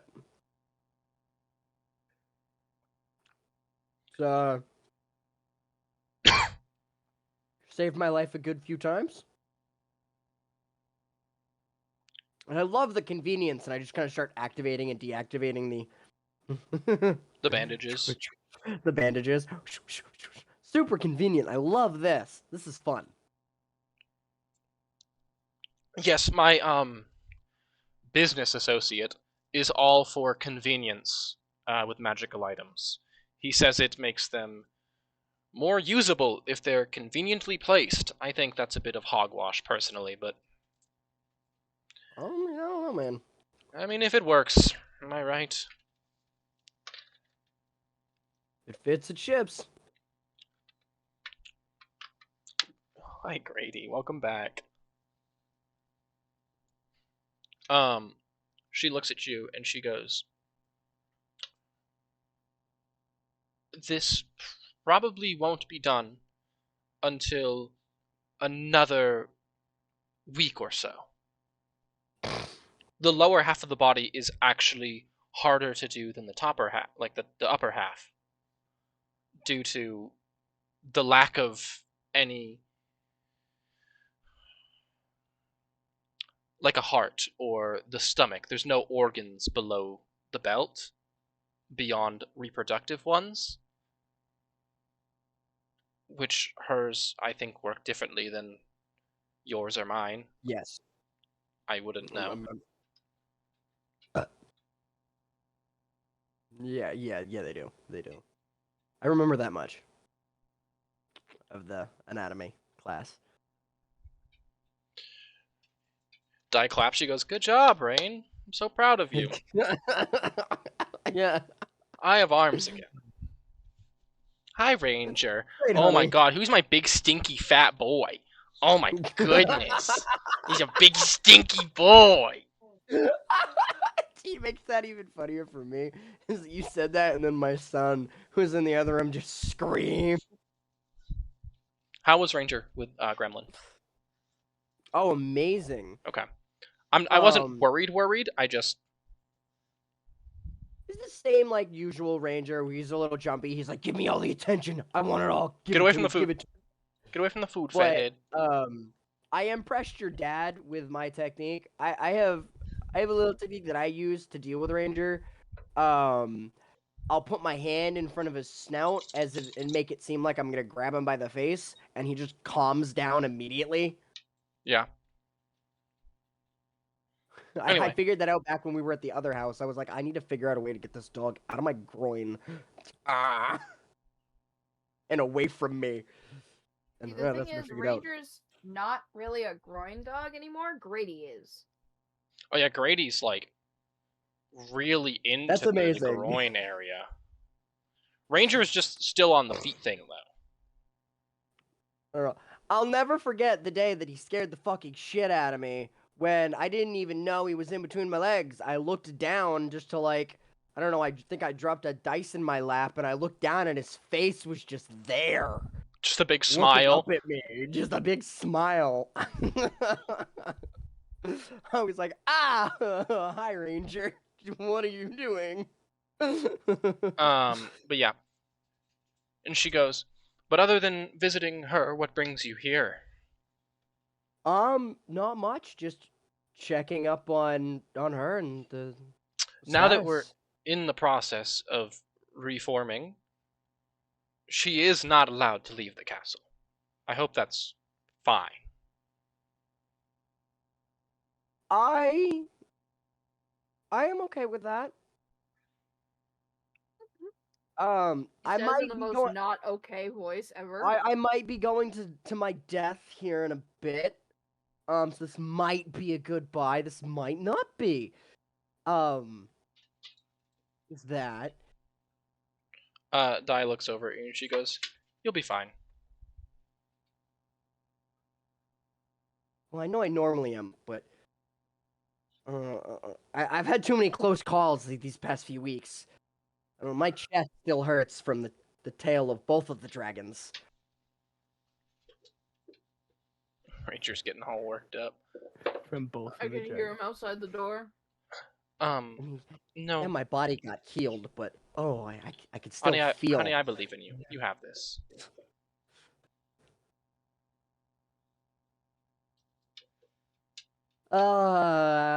Me too.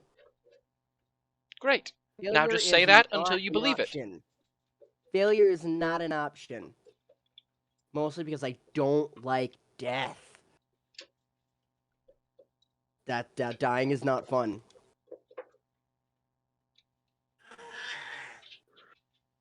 With what? Okay, Gremlin. Okay. Or shitted. I heard that like fucking gasped shriek. I was like, oh fuck. Bro, he's been doing that lately. He's just been like gremlin it up. It is like the funniest thing.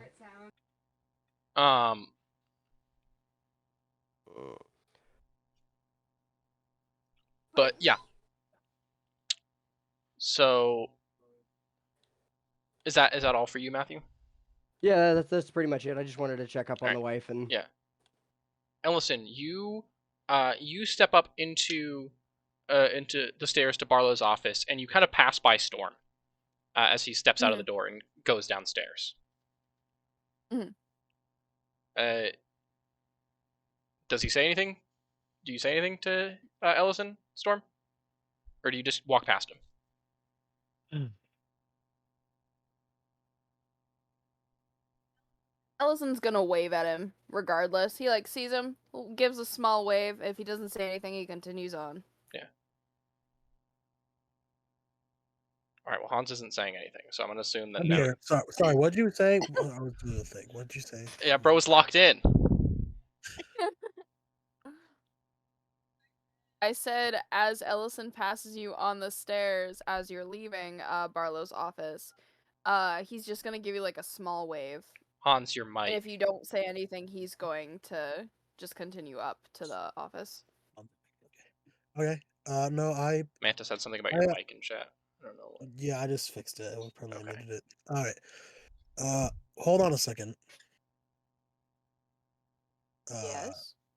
What is your name? Ellison Finch. Storm Rider. Pleasure to make acquaintance with you. Yeah, nice to meet you. If it wouldn't be if I could be ever so kind, if I could make a meeting with you and your group. Sure, I mean, we'll probably be staying overnight, so we can probably talk about it before we leave in the morning. Of course, I'd like to discuss some things. Yeah, of course. All right, I appreciate it. Where do you plan on meeting later? Probably in the. Is there a dining hall? I'm assuming yes, because considering it's we'll probably all meet in the dining hall. Some of us aren't morning people, so it'll be where we'll have our little recap of what we need to do before we head out. Rain will be spending the majority of the time just in the library with his wife. That's fine. Yeah. All right, I will accompany you then. All right. Well, have a good rest of your day. Appreciate it. Stay warm. Trying. And then you two part ways as Storm heads down the spiral stairs. And Ellison, you step into Barlow's office, and he is currently like poring over a large tome. Something interesting in there? Largely, no. Well, I got something interesting for you. What's that? The lady, you saw us with. She says her name's Hyperia. The one with the disguised self on, right? Exactly. Glad you noticed. I believe that she works with the Arcane Brotherhood. She asked for us to help her try to break open a glacier that may hold something that we can use to defeat the Frostmaiden with. I'm not entirely sure whether to believe her or not. Considering, she used to work with Valin, what was it? Harple? Are you asking me or are you asking Barlow? I'm asking you. Yes. Yeah. Valin, Harple, and the one we call Avarice. She says Avarice betrayed them, stole something from Valin. Sorry, I have Anne Boleyn on my mind for some reason. Stole this orb or something from Valin and currently resides on Solstice, so. Oh. Is it Solus or Solstice? Solstice. Okay, I wanted to make sure. Well, that's not good. So I was going to say, if she is disguised and she's leading you into the trap, the worst thing you could do is follow her and then kill her if she betrays you. But actually, I guess if you're going to Solstice, the worst thing you could do is die to the Frostmaiden.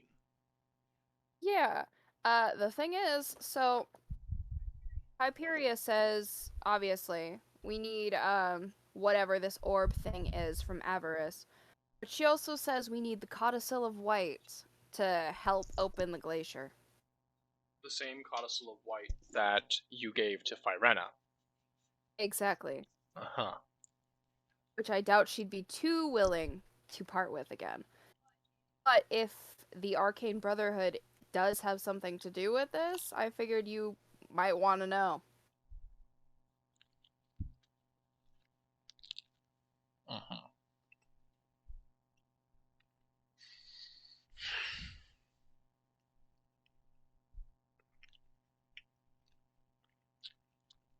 Plus, I figured it might be nice having a little bit of backup, at least knowing where we are. Yeah, I think you're right.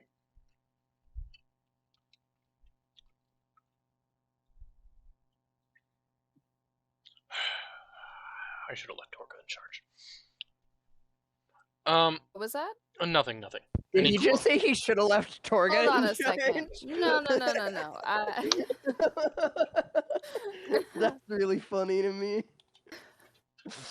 See, I want you to know from how I heard it, it sounded like you said I should have let Rain be in charge. And I was like, whoa, hold on a moment.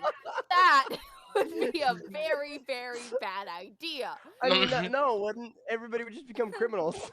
And we would become a criminal empire. It's not exactly a bad idea. Criminal organization. It is a bad idea. Overnight. We're supposed to be the good guys.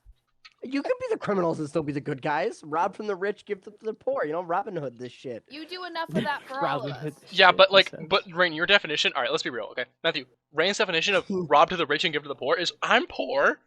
I need it.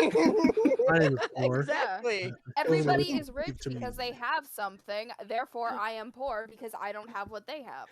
Exactly. I need what they have so that I can be, rich.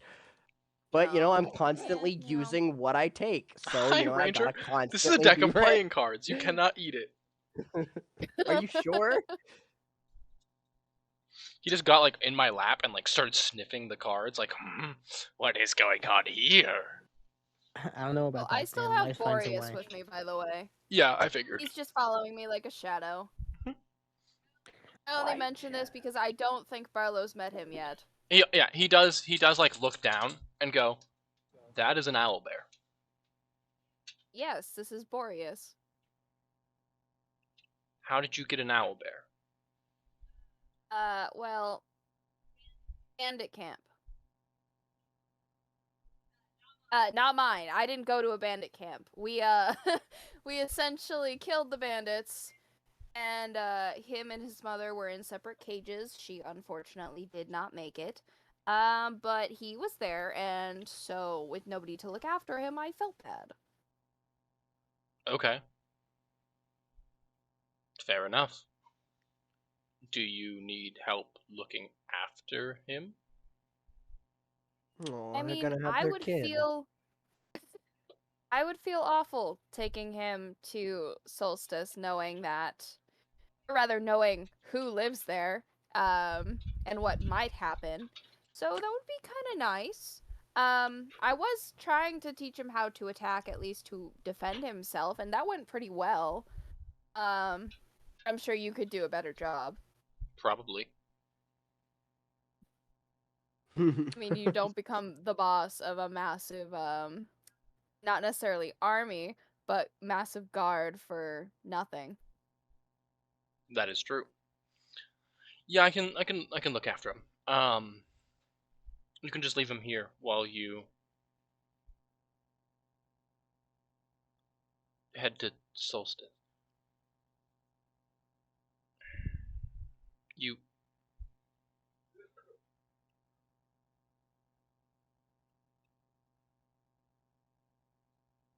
You don't have to go. That's the thing, my love. I kind of do. I mean, I'm a part of the group that's going to be, responsible for killing the Frostmaiden. Yeah. And if we can't even step foot on her island, how are we supposed to, come face to face with her? I'm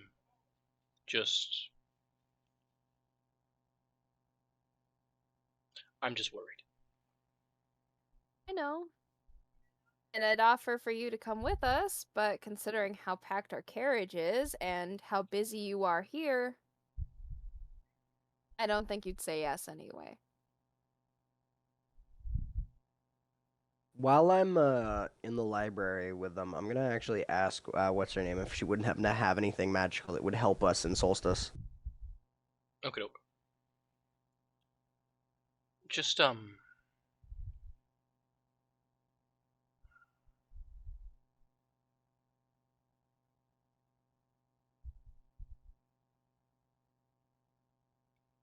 Just be careful.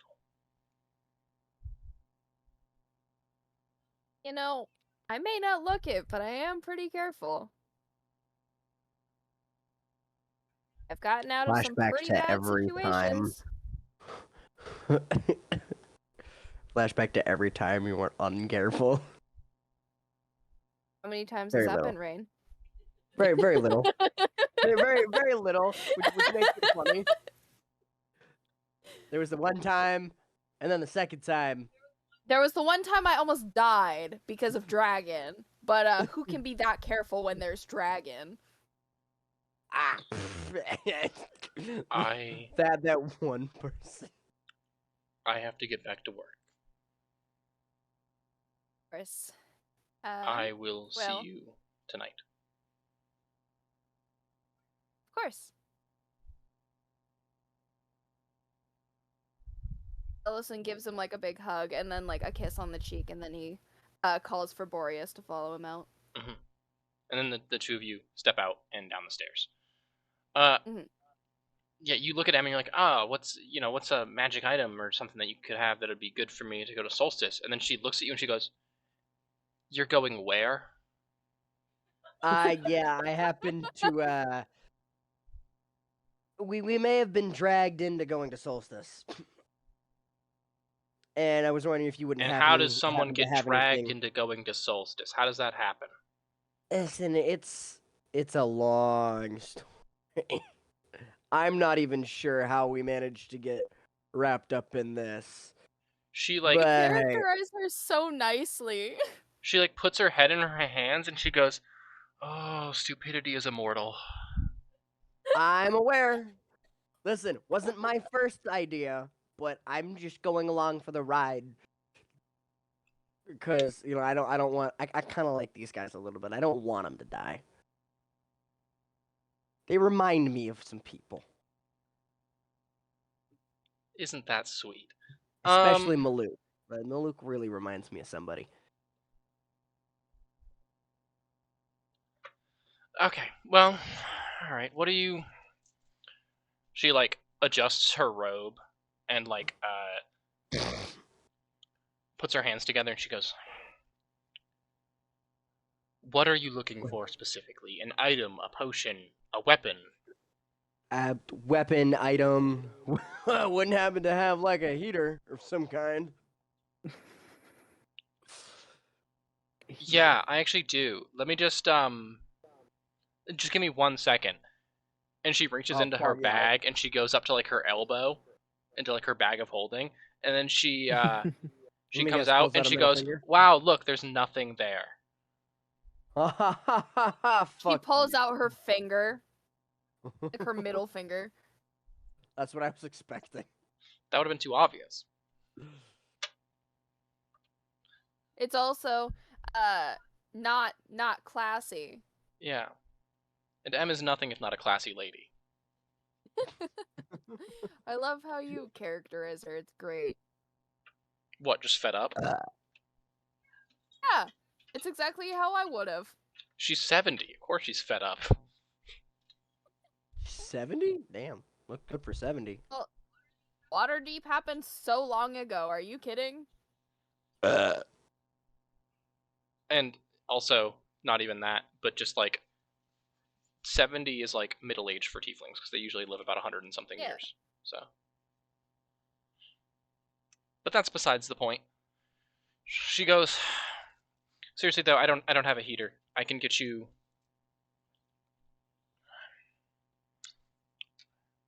Actually, I might have something for you specifically. Ooh, we always like those. Well, not you specifically, but just like I know. For whoever you think might use them. For somebody who is not cold resistant. As we are going to Cold Island. Coldland? Yeah, Cold Lady Island. Warmland. Yeah, because it's like Iceland and Greenland. They're just opposites. Yeah, this is Warmland. Hold on a second. She holds out a she reaches into her bag and she pulls out a pair of boots. Oh, good boots? They are good boots. Yeah. They're probably. They look pretty old, but they also look very well maintained. They're nice, like, leather boots with, like, golden trim. And they have, around the ankles, small little wings. Oh, fun. Jenny, also, there is something I forgot that I wanted to do, so I'll ask to do that after. Okay. She goes, these are winged boots. They belong to a friend of mine. He has since passed. And I've been holding on to them. Wait a minute, wasn't that me? Probably. Wasn't that Silver? You probably remind her a lot of Mittens. Hey, listen, we don't talk about his gang name. His gang name is crazy. His gang name. What? Mittens is what he's referred to. Oh my god, no, baby. Thank you for reminding me of that. I have a new thing for the thing. Oh, I gotta know. You gotta tell me later. Mm-hmm. Because now I want to know. No. Well, I mean, you're gonna show up for his birthday thing, so. Oh, that's right. That I don't know why, but I thought he was talking about the winged boots. No. He's got another thing for those. He's got like a mittens engraved on the underneath of it. What'd you say, baby? So now I'm reminded of the other tidbit. The other one. There isn't like mittens engraved into it. No. I was worried there, I'm gonna be honest. His gang name is crazy, by the way. She goes. Accurate gang name. she hands them to you and she goes, "Feel free to use those. They're winged boots. They help you fly." I'm aware. I put them on. I'm aware. Casually puts on boots. I've seen these before. Have you used them before? I've never used a pair on necessarily before, but. And that's about all I have on me that would be useful to you at all. But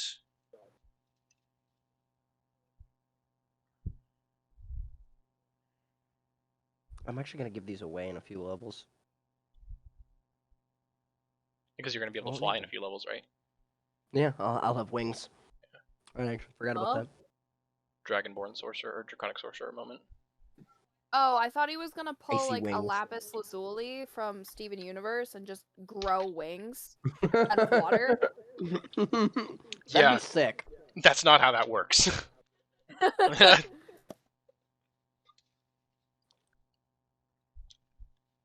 Alright, and that's that with you, Rain.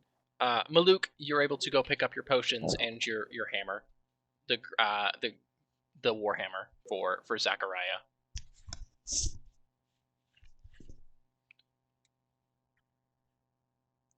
Caleb is muted. There you go. Oh, I'm sorry about that. What'd you say? I said you're able to get. You okay, buddy? Yeah, I'm good. Go ahead. Okay. You're able to get your potions and your hammer for Zachariah. Sweet. Okay. Yeah. I'll go pick those up then. Yeah. And that's all for you, Rain. She just hands you the boots, and then she goes, "Now get out of my space." Yeah, please leave. Not yet. Go on, get. She telekinetically picks you up and throws you away. Get out of my... No, I'm just kidding. Honey! I will always love you! Let me know when you get your bottom half! Gross. Gagged! So wait, tell me the lore on your wife. Why is he in pieces? She's the queen of diamonds, right? So she's literally made of like diamond or crystal. She's literally made out of crystal. She was shattered when she entered Faerun. Ah. She's from a different she's from Zoltyr. Are you trying to you just to get more diamonds just to put back on her, or nobody knows? No, that's why he's trying to learn more. M, which is the wizard who has been helping her, is able to reform her slowly through use of some sort of magic. Probably transmutation, but Matthew thinks he knows.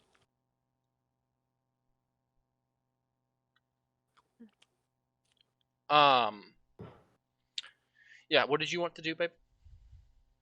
I was wondering if I could, because I'm pretty sure I still have the crown and the gauntlet from the from fucking yeah. I was wondering if I could get them identified. Yeah, for sure. You can go to the library. Yeah. M goes, "Get out of my space, please." And you're like, "Not yet." And then the doors open, and she goes, "Oh my god." Listen, I wouldn't be here. I know how, you wizards tend to be about your stuff. I won't be here long. You wizards. Listen, I just need to know what these do. And then I will be gone. She snaps her fingers. And... Okay. Alright.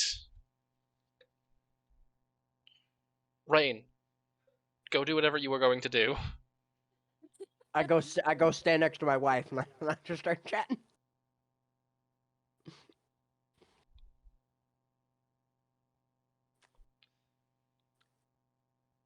Hold on a second. Lady till we gotta leave. Yeah, take your time. I gotta look for the items in the book. Yeah, you're good.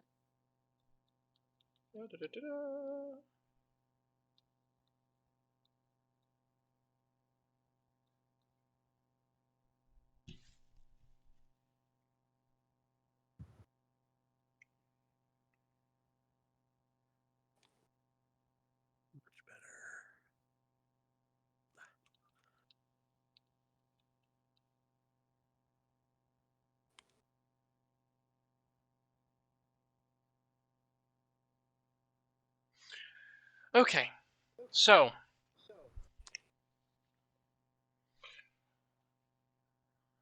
she grabs the crown and it kind of hovers in the air for a bit as her eyes glow, and she goes, "This is called Crown of the Wrathbringer.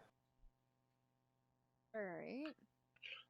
Basically, you can make people scared of you." Oh, that sounds fun.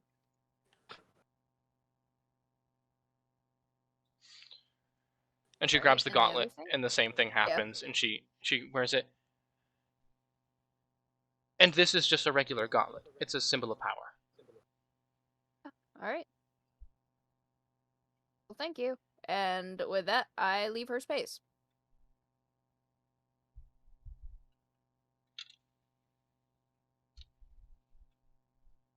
Yeah, for sure. Yeah, you leave. Rain stays. M seems annoyed. Obviously. M's always annoyed. Wizards like their personal space. Leave her alone, dude. Especially this one. Yeah, exactly. I mean, I she can't. used My to wife sleep here. in a goddamn library, for God's sake. Get out of her space. Anyway, so you guys, yeah. Eventually, night rolls around, and you guys all meet in the dining hall for food. Matthew, do you head to the dining hall to eat with everybody else, or are you still gonna stay with them? I grab food and then I go back. Okay. Does Barlow come down for dinner? If not, I bring a plate up to him to see if I can eat with him in his office. He does come down for dinner. He's late, but he does come down. Yeah. So you guys all kind of sit at a long table. Storm, are you coming into to eat as well, or are you just? Yeah. Eventually, I'll come. Yeah. Yeah. Yeah. You see most of the party kind of gathered around the table. Rain kind of grabs a plate, probably nods at you, and then heads out. Allison, did you say you left to go get food to someone? Well, he ended up coming down for dinner, so I didn't. Okay. But I'm here. Yeah, Barlow is like right behind you. Stormy goes, "Excuse me," and he kind of steps past and goes to get food. Hold on, 1 sec. Take your Can time. I help you? We'll come again. Hurry up! Hurry up! Guys, 1 sec. Who's that? Probably his brother. Very cringe. Imagine having a brother who interacts with you. Very cringe. I was gonna say. I was taking a bite of food, so I didn't elaborate.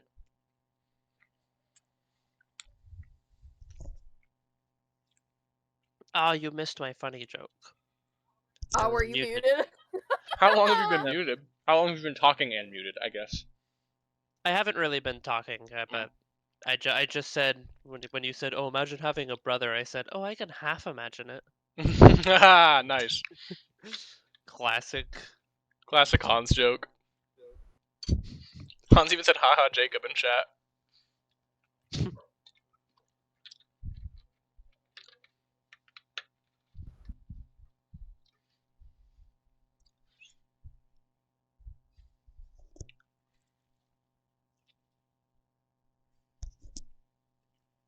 It's the food today. In the dining hall of this castle, it's not spiced fish because this is not the Jarwin, the Cairden of all, right? Thank this God. It's there is fish on the menu, but there's also some like steak, some pork, some other like imported products.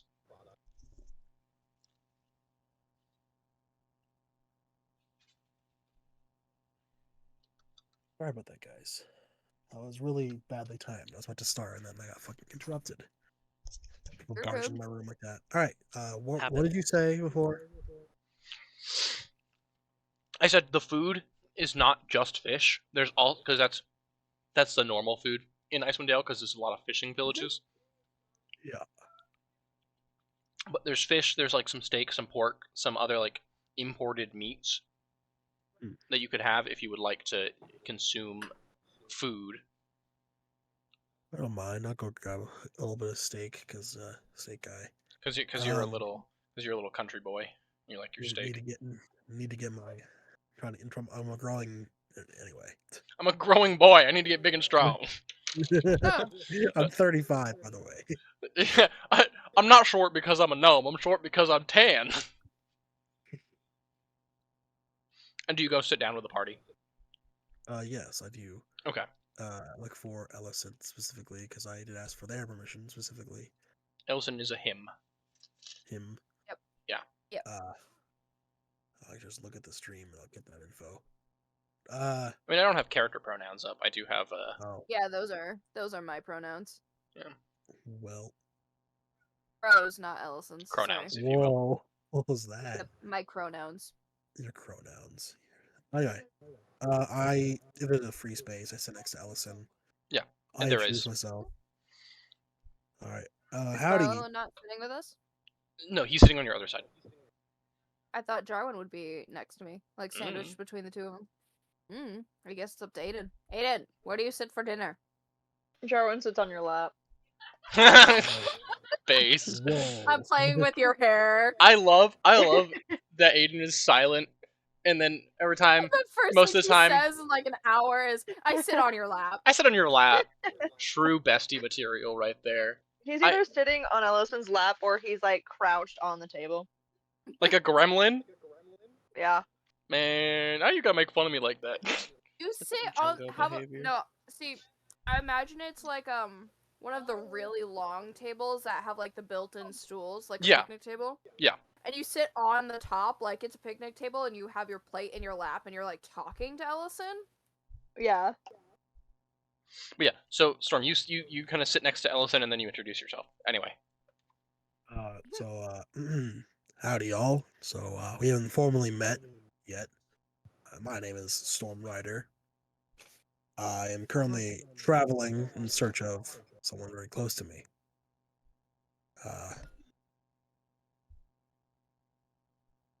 Oh, really? How close? So close you could call us twins. I'm searching for my brother. He's been missing for about a month now, and I've been heading north to try to find him. Oh. But I found some... Oh, jeez.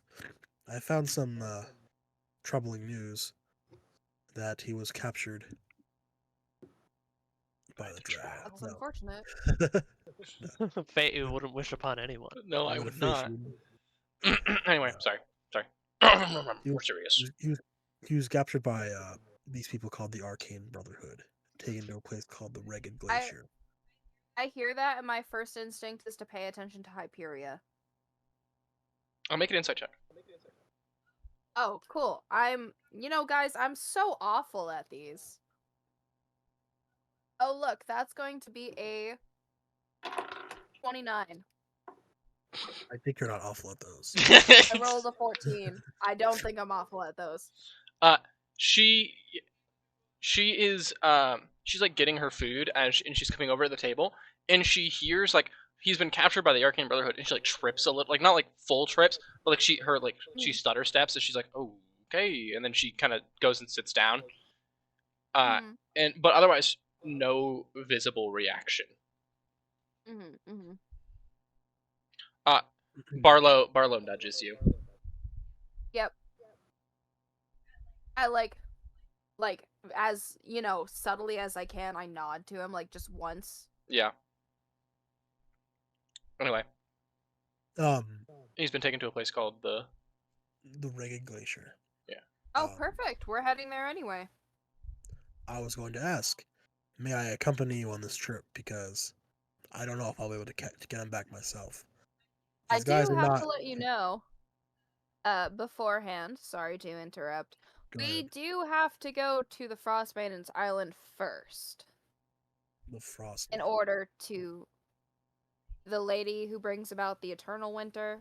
I have heard. Not very nice. Yeah. Little intimidating, Right. Yeah, we've had our issues with the Frostmaiden, of course. This winter is not good for business. Yeah, well, we do have to go to her island to pick something up first before we can go to the glacier, if you are, good with that. I also... Hyperia speaks up. She goes, I also was able to speak with, Phyrena, and was able to get access to the Codicil of Light. So that part has been done with, or dealt with, rather. I, poke Barlow, my hands are under the table, and I poke Barlow in the leg, kind of like, did you okay with that? I know it's not necessarily yours, but, He just kind of stares straight ahead. Okay. So he probably was not aware. Sorry to interrupt again. Continue. No, you're fine. Yes. I am willing to help. If you were willing to help me out in search of my brother, I'm more than willing to help you go to the island.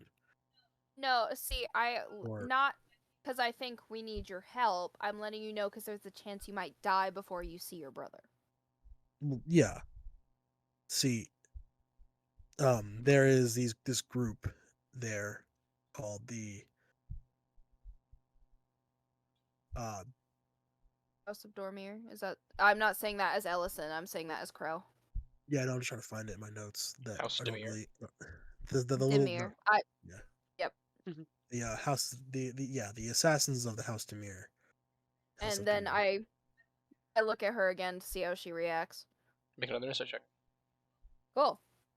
I don't know, guys. I might not be good at those. That's 30. There's no reaction. Light work. No reaction. Yeah. Nice. Okay, so she... Yeah. Alrighty.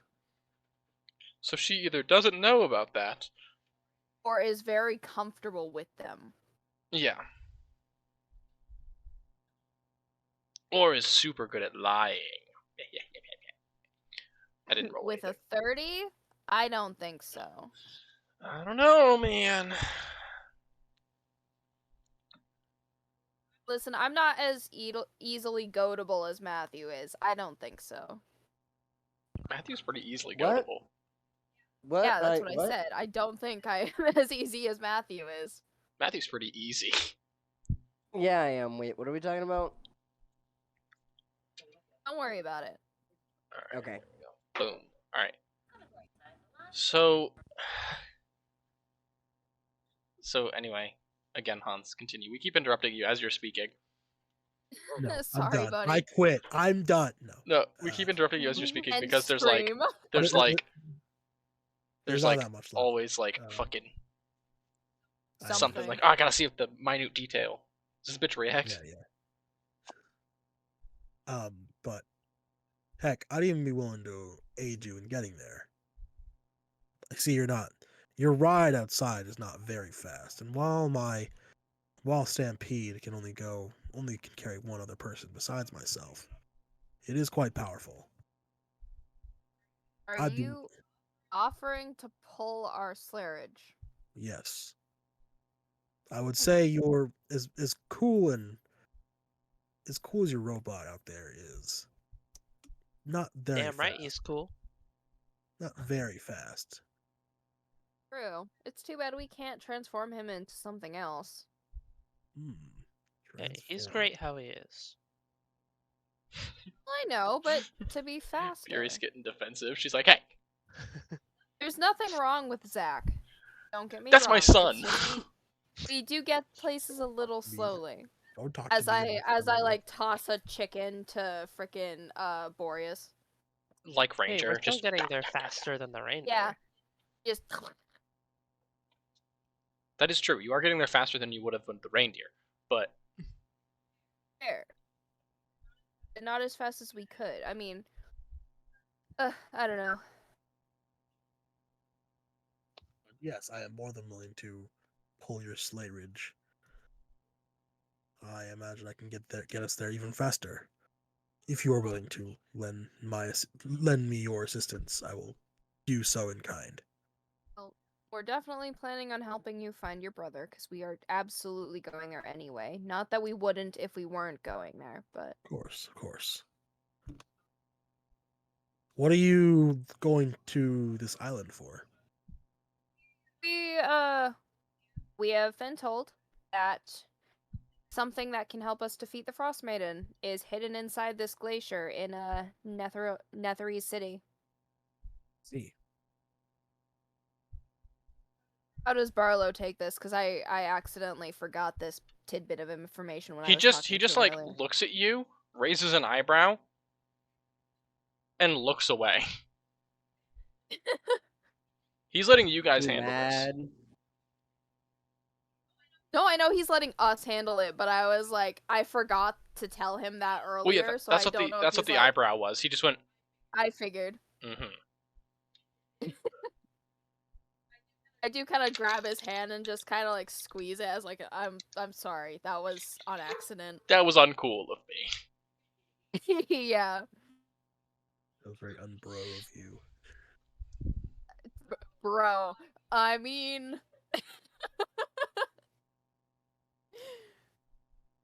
these two know each other carnally. I don't think it's a bro moment. Yeah, they fucked. What did you roll for? Nothing. I was just rolling. Just to roll. I saw it on the top of my screen. It was like Storm Rider rolled, and oh yeah, because rolling on D&D Beyond yeah, announces to the heavens, this motherfucker rolled a dice. It's like he's cheating. He's doing shit. He's cheating. He's doing stuff. we haven't started an initiative. He's doing dice. He rolled an 18 on his shot. He's gonna kill a guy. No.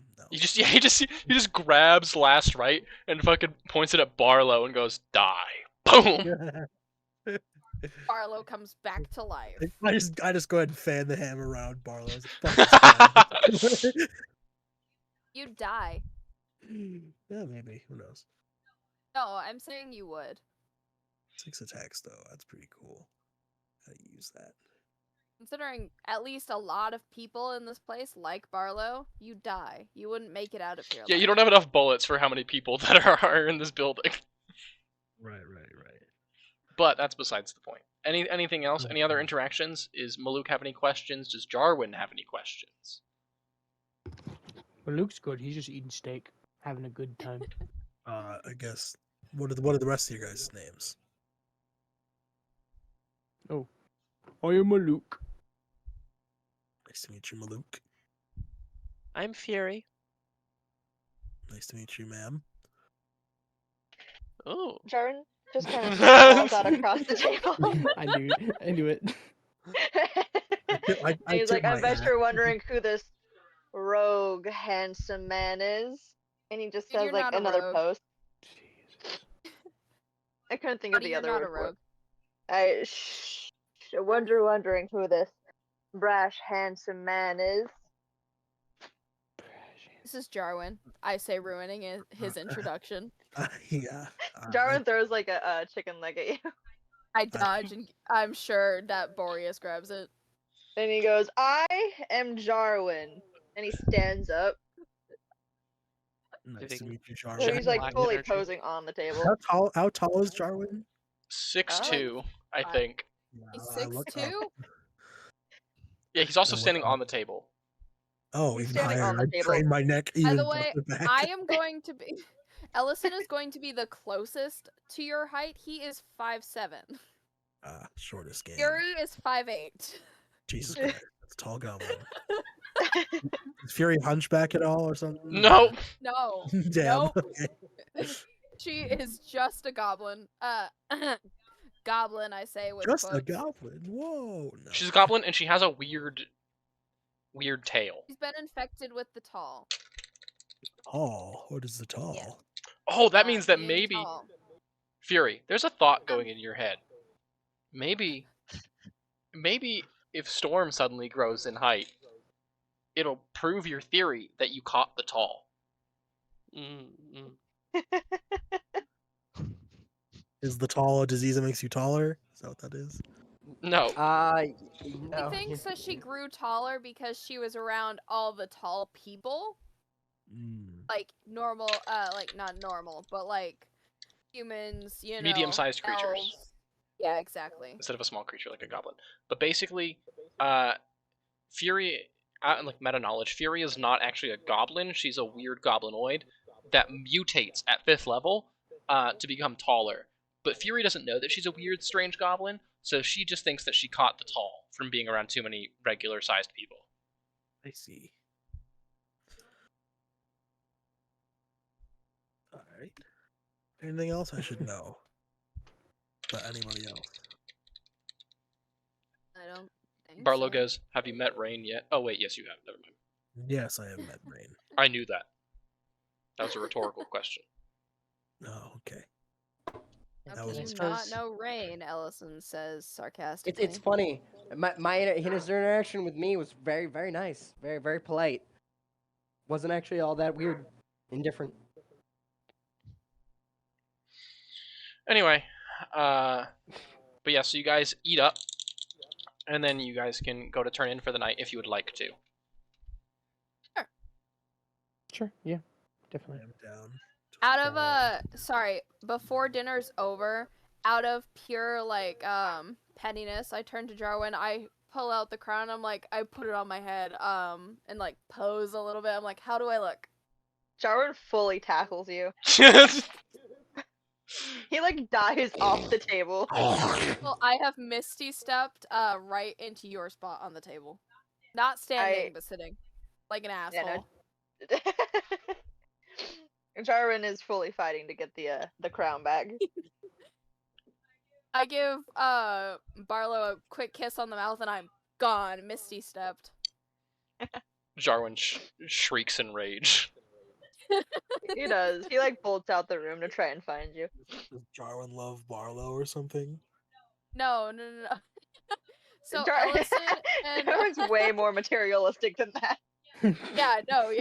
So Ellison and Jarwin are like companions. Aiden and I made duo characters for meta knowledge, and basically Jarwin is a very materialistic bitch. He is that guy. So Ellison will, if he has something shiny and pretty that he knows Jarwin will want, he'll wave it in front of his face, and then the two of them will basically play tag. Oh. Yeah, I based my character off of Prince Charming from Shrek 2. Yeah. I don't know if you've seen it. Oh, right, Matthew didn't know that. Wait, he didn't know that? I thought we told everybody. Nobody told me that. I thought we told everybody. No one That's told why me I that. chose his profile picture. Yeah. I did not get why your profile picture. Oh, was it is Prince Charming. Oh, you're right. I didn't even notice. I had no clue. I had no clue. That makes so much sense now. This blew Matt's mind. I can't unsee it now. Do I also Good. The do I need to attune to the Crown of Wrath? Yep. Crown of the Wrath. Sorry, that was. I lost my fucking mouse. Found it. I lost it again. Oh no! For the 14th time. Well, this time I knew where I lost it, so I was able to get it back. Crown of the Wrathbringer. It does require attunement, yes. Okay, I'll after spending time with Barlow, I'll take the time to attune to that. Okay, so you'll attune to it tomorrow morning. Yeah. Okay. Listen, Ellison thinks there's a slight possibility he'll die. He's gonna make use of this night. Real and based. Alright. So, as you all turn in for the night, Ellison, after a few hours... I do want to sleep in the library with my wife. I am fully in M space. M is not happy with you.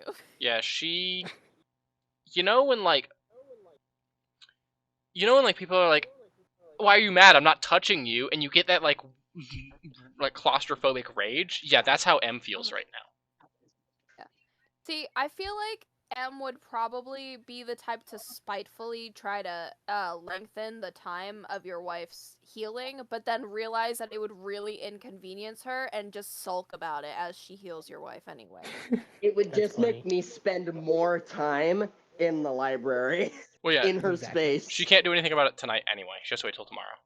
Yeah. She is out of spell slots. And sleepy. So she just kind of sits there and stares at you, like she's reading a book, and then every now and then you just feel her gaze burning into you. And then when you look over, she's not even looking at you anymore. I'm like up on the table, snuggling with the Crystal Queen. I just feel something burrowing in the back of my head. There is so much hatred and vitriol in that stare. And then you look over, and she's just like calmly reading a book. There's no like expression of like displeasure or anything. It's like an elegant lady. She's just reading a book. Her leg is crossed.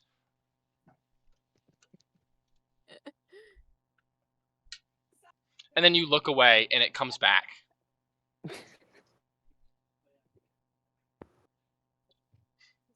And that's just how the rest of your night goes for as long as you're awake. If you ever look over at her again, she's not staring, but when you look away, you could just feel it. The rage is so prominent. The indignation. I am going to attune to Last Rite as I sleep. Yeah, go ahead. Wherever that works. Ooh. And I attune to the boots as well. My love, is the crown an item already? No. It might not be something that you have access to because it's an Icewind Dale item, so you might not have access to it. So I will just send you what it does. Oh, and you'll just have to remember what it does. And all that stuff. Hold on. Crown of the Waffwinger.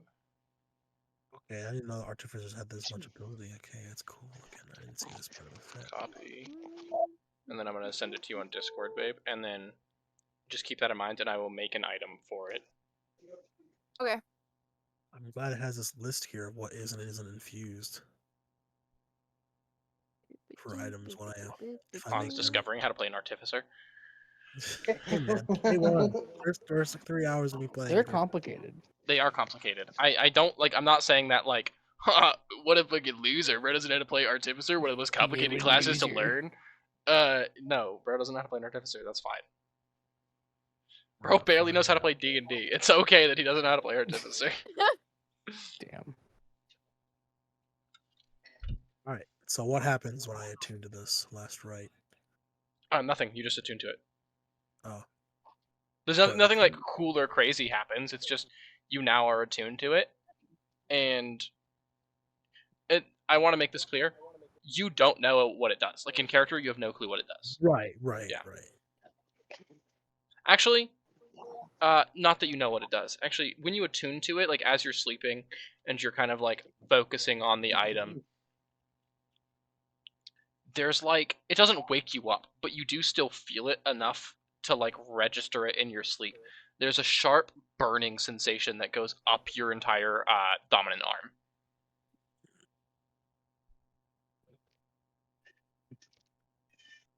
Yeah, Gremlin? Holy shit, dude. I stay in my sleep. I'm still asleep. Yeah, you're still asleep. You don't like wake up from it. But you will feel it in the morning. It is going to linger all night until you wake up.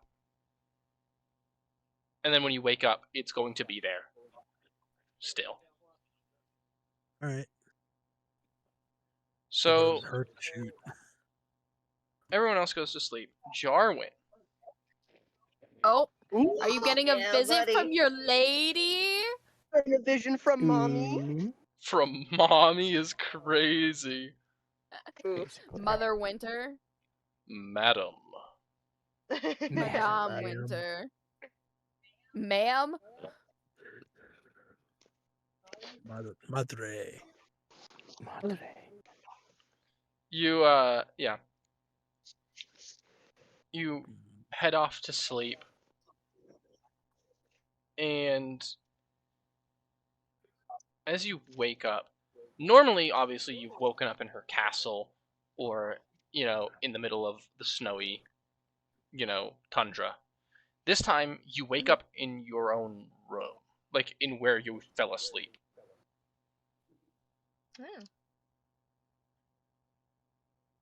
And she is... Sorry. What was it? I'll let you go. No, go ahead. I was gonna say he kind of just like gets up and like looks around. Yeah, you see the queen, staring out the window at this snowy tundra and the blizzard, and she sighs and looks down, and she turns towards you, and you can see that it seems like she's aged about 10 years since the last time you saw her. She's still ethereally beautiful. It's okay. Jarwin likes older women, much like you, my Just love. like me, for real. Jarwin would wear like my the shirt. Says. Yeah. He wears it to bed. Yeah. He goes. He looks at it and goes, "Oh shit." No, Jarwin has no shame. No, he doesn't. He does everything with pride, extreme vanity. Yeah, that man has a problem. Man has several problems. Let's be real. Yeah. But yeah, you look at her, and she looks at you. And like I said, she aged probably about 10 years. While the last time you saw her, she was probably she looked to be in her mid-30s. She now looks like she's pushing 50. He kind of gets up and goes near her and is like, he's kind of cautious, but he's like, is everything okay? For the most part, everything is going wonderfully. You're doing amazing, Jarwin. And she kind of grabs your face and puts her forehead to yours. You're doing amazing. He gives her a hug and he holds her and he's like, what's going on with the skin region?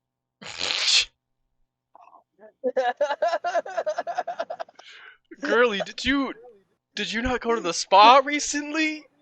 Are you doing? Do you need any creams? I have some. Oh, that's so funny. She chuckles a little and she goes, "No. It's complicated.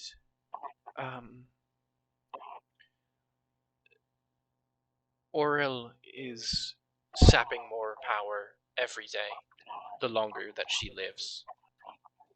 And it's beginning to put an effect on me, physically."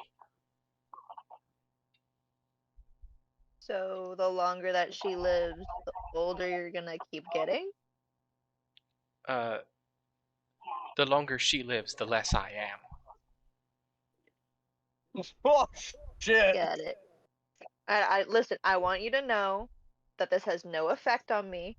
I still love you. And he like takes her hands and he's like, I still love you, no matter how you look. And I'm going to kill this bitch. How sweet. For your skin. For self-care.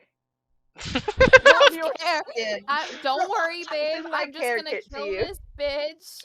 You know, for self-care. She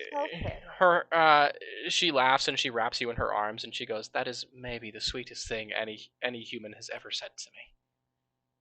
Now you go and use a bath bomb, babe. Don't worry, I got this covered. Don't worry, he takes out a couple of creams and stuff that he has stored in his pockets. And he's like, here. In his dream pockets. His dream pockets. Of course, you Sounds never like a know bad when commercial. you're gonna need them. Real. Dream pocket.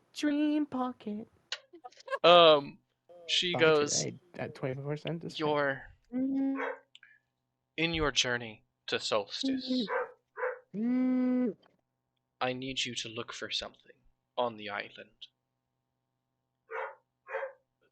Okay. Hold on. I gotta remember the specific thing that it's called.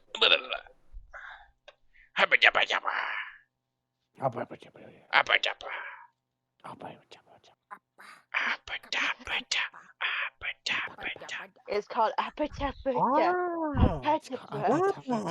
Yeah, that's what it's called. How'd you know, Aiden? That's so crazy. I'm just so good at this, dog. I don't know what to tell you. You're just so good at this fucking game. So good at this game. Jesus Christ, man. Matthew's gone. Yes! We're missing number 3. Number 3 is gone. Number 9. gone. Number 9 large. That's funny.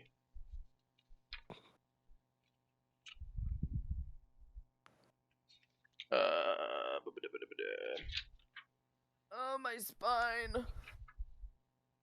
I'm turning into a shrimp with the way I sit. God damn. Shrimp. I wish I could be as cool as a shrimp. The science guy. Unfortunately, I am human. Oh, there he is. He's back. He's back. He's also muted. Yeah, Alyssa called me, so I was trying to mute and talk to her, but I couldn't hear her over everybody, so I just kind of left and took the call. In her castle, the Grimskala. In her throne room. There is something called the Heart of Frost. I need you to acquire it. Okay, and what do I do when I get it? Bring it with you and leave it with you, and the next time that you sleep, I will be there and I will remove it. It is. You know what's a funny thought? It is the source of a lot of her power. Of course, destroying this will not make her mortal or weak. Well, it'll make her mortal, but it will not make her weak.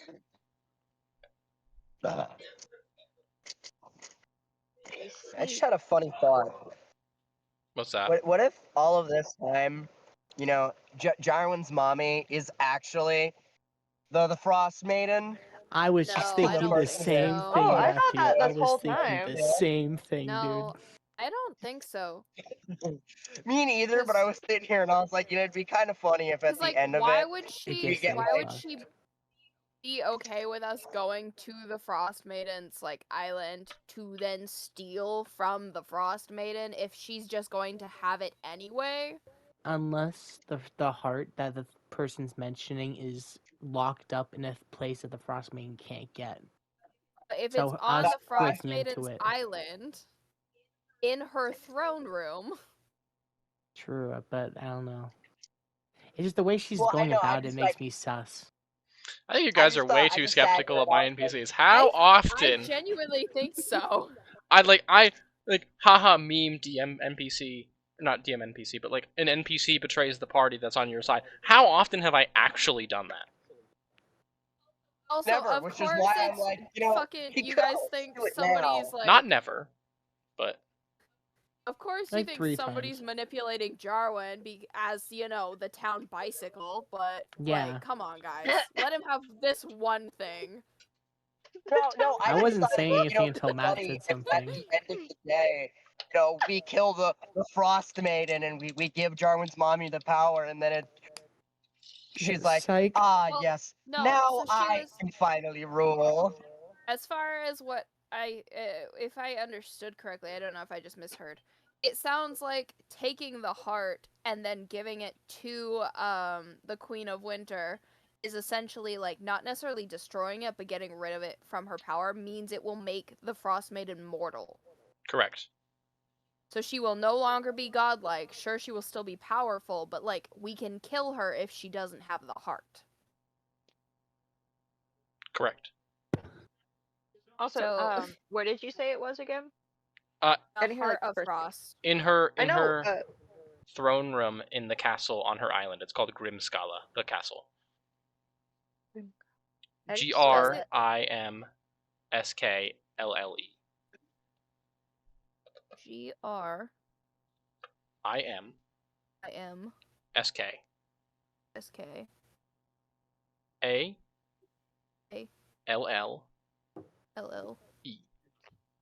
GRIMSK.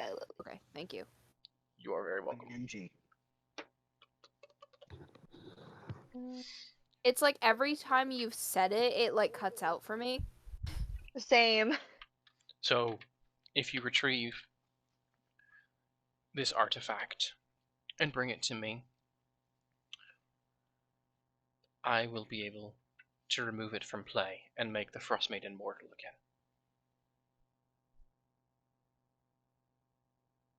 Are we turning this into a skin cream? You can be honest with me.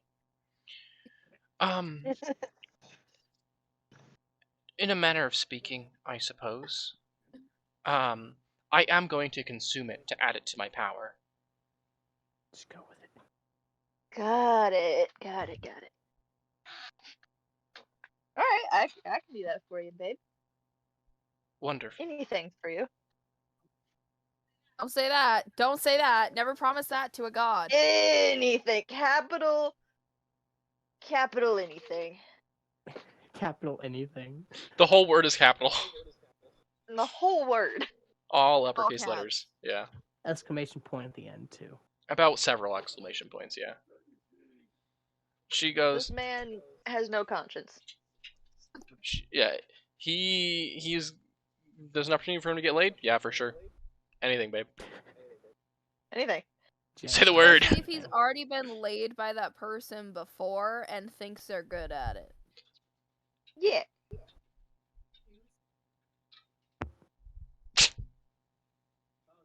So, she just kind of looks at you and tilts her head a little bit when you say anything. And then...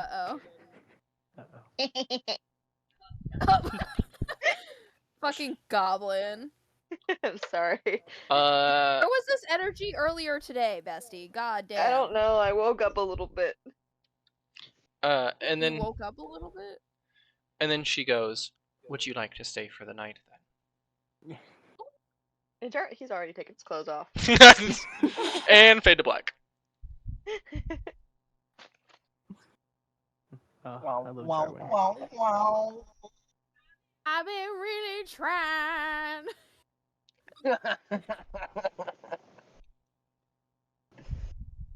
Can You're like godlike before noises anybody like from wakes up, whole castle shakes. Can Jarwin like find his way to Ellison's room and just like for the rest of the night be crouched over Ellison with the crown on? Question, is Barlow in the bedroom? Yes. Even better. Even better. Jarwin, not Jarwin. Barlow gets experience. Barlow like wakes up as you open the door and looks at you and goes, Ellison will like put his hand over Barlow's eyes, close them again, just go shh, ignore him. He's like go back to bed, babe. It's over good. Both of you. Oh my god. Staring into your soul. He just looks at you and he goes, oh, I don't have the energy for this. I wonder where the energy went. He looks at you, Jarwin, and he goes, don't you have anything better to do? Jarwin like just looks at you, glares, and slowly puts the crown on his head. You mean my crown that is attached to my head? And I am currently attuning to? I took it off and I put it on. No. Oh. I will throw a knife at you and I will not miss. Fair enough. Ellison kind of just he like mumbles out tiredly. Put it back, or I will give you a haircut while you're sleeping. All I can see here is the Big Bang Theory episode where Leonard and Penny are in the bed, and Sheldon is trying to get the One Ring off of Penny's neck. Doesn't she punch him in the nose? Punches him in the face. Yeah, it's great. I love that scene. I just said that she punched him in the face. And then he's like, my nose! All I can imagine is Jarwin coming in like Sheldon trying to take the crown. How does Jarwin react to being told if he doesn't put the crown back, he'll be given a sneaky bowl cut in his sleep? He just like knocks the nearest object over like a cat. Does he put the crown back? Yeah. Okay, cool. But he hasn't left. He's still crouching over you. Yeah, this is normal. This is fine. He's just waiting for you to ask. They've shared This is many fine. Everything's fine. a room, and then he kind of goes. She came back to visit you, huh? Jarwin giggles.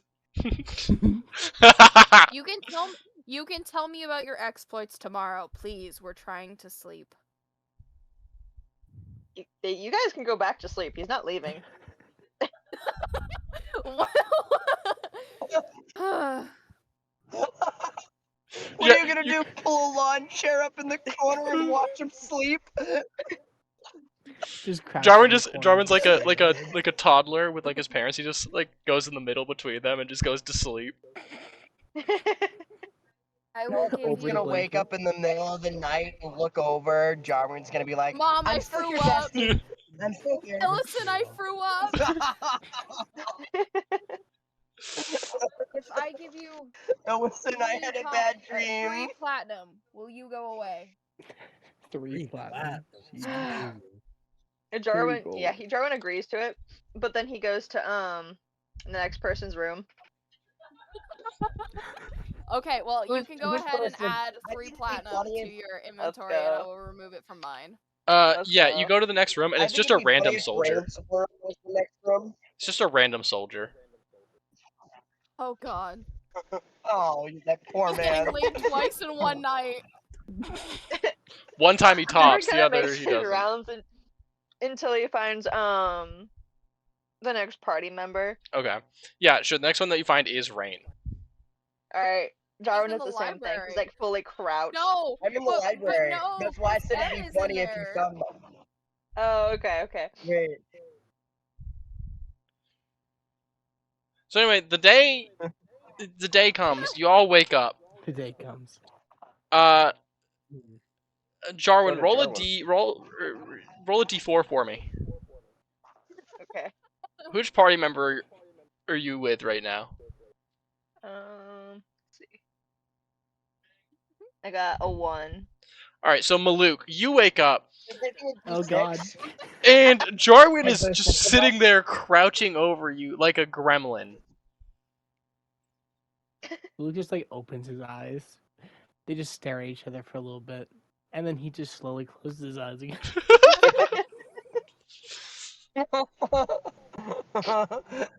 Maluk's and then like slowly like lifts his hand. And then just slowly like raises his hand and like encases his entire hand over Jarwin's face, and just slowly lifts him off of Maluk and just drops him off his bed. Does Jarwin just like dangle like a cat does? Like, yeah. Limply? Yes. Yeah, he dangles. He's a dangler. He's a dangler. Alright, yeah. You drop Jarwin on the floor. He makes a sound like a cat that you drop too.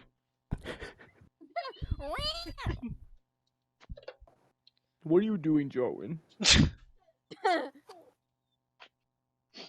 He just kind of like bolts up and like grabs you by the shoulders, and he's like, "We gotta get the heart."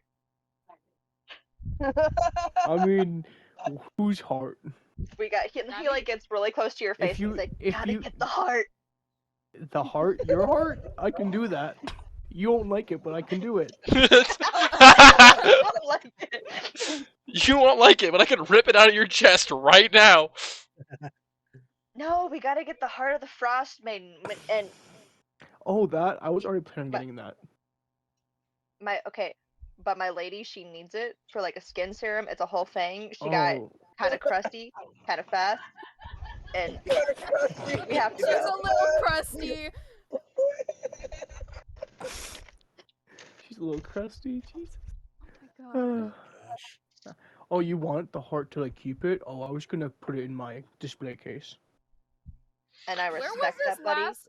Jarwin, you get the last night, dude.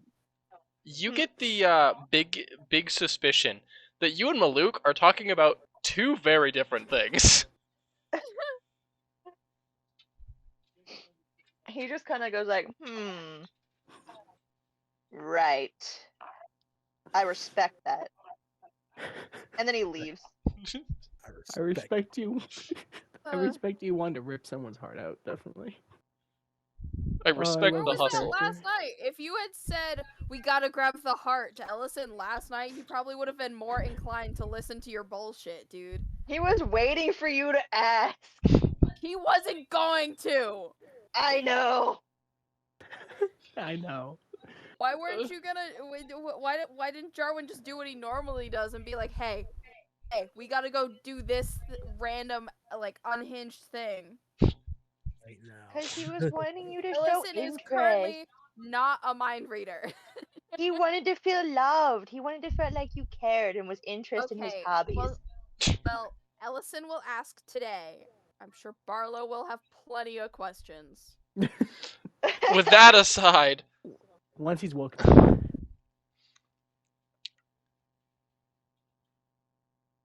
Everyone wakes up. Rain, you wake up to the burning gaze of M once again. This time, she is not looking away. She is looming over you with her arms crossed and just tapping a foot. Without looking at M and without really like opening my eyes, I'll say, "Good morning, M." Rain, I have valued your time in my space. Leave. Get out or I will disintegrate you. Good spell. Good spell. That's a good spell. I kind of like, with the palms of my hand, like rub my eyes. Yawn. I'll kiss my wife on the head. 5. I'll see you hopefully in one piece. 4. I gotta go. 3. Destroy. I'm going. My wife is on the table. 2. Cut in half. I'm gonna say goodbye. She is not cut in half. She just does not have legs. She was not cut in half. What's the difference? Man, somebody's got to step up in this relationship right now, and currently it's only me that can do it. So I feel like Di would take offense to that. Di, she's just like, Rain, please just leave. Di's like, I need my space. She grabs you. She grabs you by the face and goes, "I love you. Stop pissing her off." I love you too. And as I leave and I do the whole like, the finger movement. Love you as I back up and leave. And then I poke my head back around the corner. Absolutely. I love you too, Em. I hate you more than I've hated any other creature in existence. I feel like that's false. Right now, it's true. Right now. With the boots of flying, I'm gonna fly upside down and go, love you, Em! And then, like, bolt. Okay. Alright. Yeah, Jarwin, you're walking through the halls. Maluk is still in his bed trying to figure out what's going on. He'd follow Jarwin after a second of being contemplating his life. Yeah. Storm, how is your morning going? Like, you wake up and what do you do? I wake up, look to my wife who's not there, because I don't have a wife. Bro is part of the single crew. I get it. Half the party's got bitches and you're not one of them. I understand. Hey man, my seat's always open, except it's okay, Hans. Anyway, I wake up. Caleb almost had it, and then they had to kill her. I wake up. Yeah, it's true. I feel a pain on my arm. Yeah. Right. Arm's sore as hell. It's like, oh, what the hell, man? Did I sleep on it wrong? What the fuck happened? Oh. But at the same time, I'm also thinking of the design to attach Stampede to the sleigh ridge. Yeah, the sleigh ridge is correct. That is the biblically accurate name. Or, if you're feeling nasty, you could call it the slart. No. Yeah. Slart. The slart. I don't think I'll be calling it the slart. Good man. Good Is man. Sleigh cart? Or... Yeah, it's like sleigh cart, like yeah. But there's no wheels. It's a sleigh. That's why it's the sleigh. What's the ridge part, though? The ridge part? Carriage. Carriage. Ah, that makes more sense than slart. Slart is just quicker to say. So sometimes I'll just say slart to get it out quicker. Because saying slayridge sometimes just takes more energy than it's worth. Right. I think I could whip something up. I go get some coffee to open my eyes. Yeah, for sure. You go get coffee. Go make just like a just an intelligence check to craft. And add your proficiency bonus, because I assume you have... Oh, baby. Nat 20. Okay, never mind. Nat 24. Yeah. So you go and you're taking the coffee, and you take a sip, and your eyes go wide open. And you're like... You had like a brain blast. Like the camera went through your ear, and like you had a brain blast, and you're like, I have an idea. And you run. I know what to do today. And you run outside, still like sipping coffee, and you get to work. You take out a bunch of equipment, and you walk over to the sleigh ridge, and you start hooking shit up. And huh? Zach is just standing by the sleigh ridge. Is he watching what I'm doing? Oh yeah. Yeah. I'm gonna give Zach his hammer. As I make a thing, I whistle for Stampede like I do with a horse, and he comes to me without meaning to ride it. Even though it's locked, it can still come to me when I want it. It just walks. Cool. It's like in Cars when Lightning McQueen has the boot on and he has to do the fucking. Nah. Yeah, I like, and then it comes over to me like in a flash. I back it in next to or right in front of the sleigh ridge, and I give it a little test, see if it can pull it efficiently. Yeah. It actually it's incredibly smooth and like efficient. Sweet. Is my speed reduced at all, or because I'm carrying the sleigh? No. No. 40. I'd say you have. 40. I'd say you have enough horsepower that you're chilling. Cool. So now this sleigh ridge can go 40 feet. Well, I would say it also probably goes 80 because I would assume that when driving, you're dashing most of the time. Oh, 80. Yeah. Cool. Which is faster. That is faster. Base speed is 40 though. Yeah. Feet per second. Still not bad though. As you're hooking it up and you're test driving it, you see Maluk come out with a giant hammer, and he walks over to the robot and just holds it out to him. Zach looks down, like literally looks down at the hammer, looks back up to you, looks down at the hammer, looks back up at you, and like stares.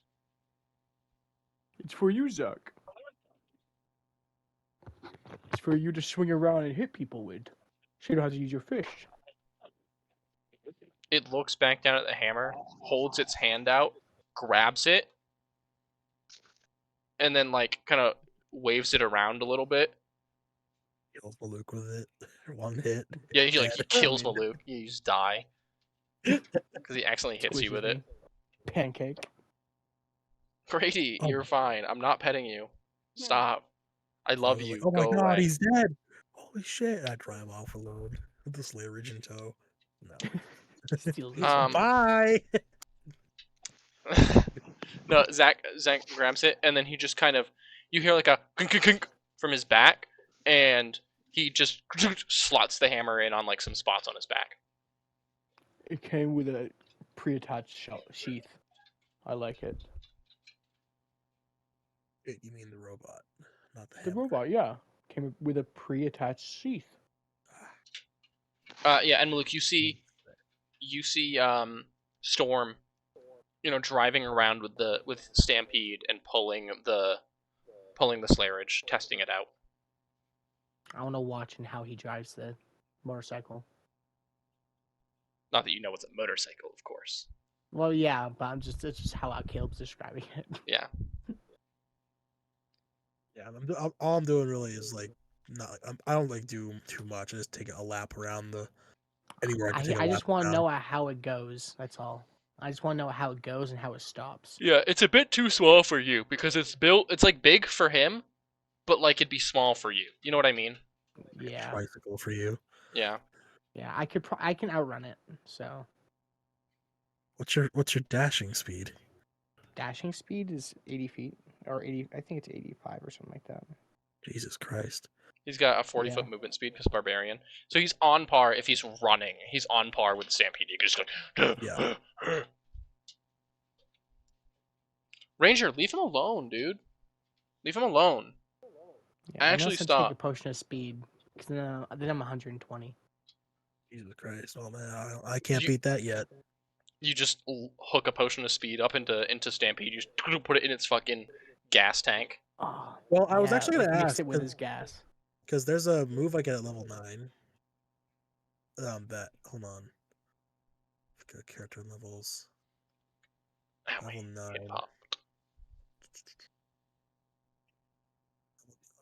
Where are you at? High levels. Arcane Jolt. I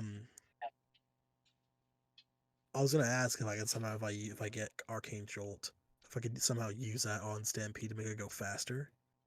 What does it do exactly? You learn new ways to channel arcane energy to harm or heal. Whether you hit a target with a magic weapon attack or your steel defender hits a target, you can channel magical energy through the strike to create one of the following effects. And then I'll send you the following effects. I'm not reading all that. Fair enough. Why is your cursor blue? Because I like it blue. Fair enough. What's wrong with blue, Dan? I've just never seen someone have their cursor blue on a computer. It just threw me off.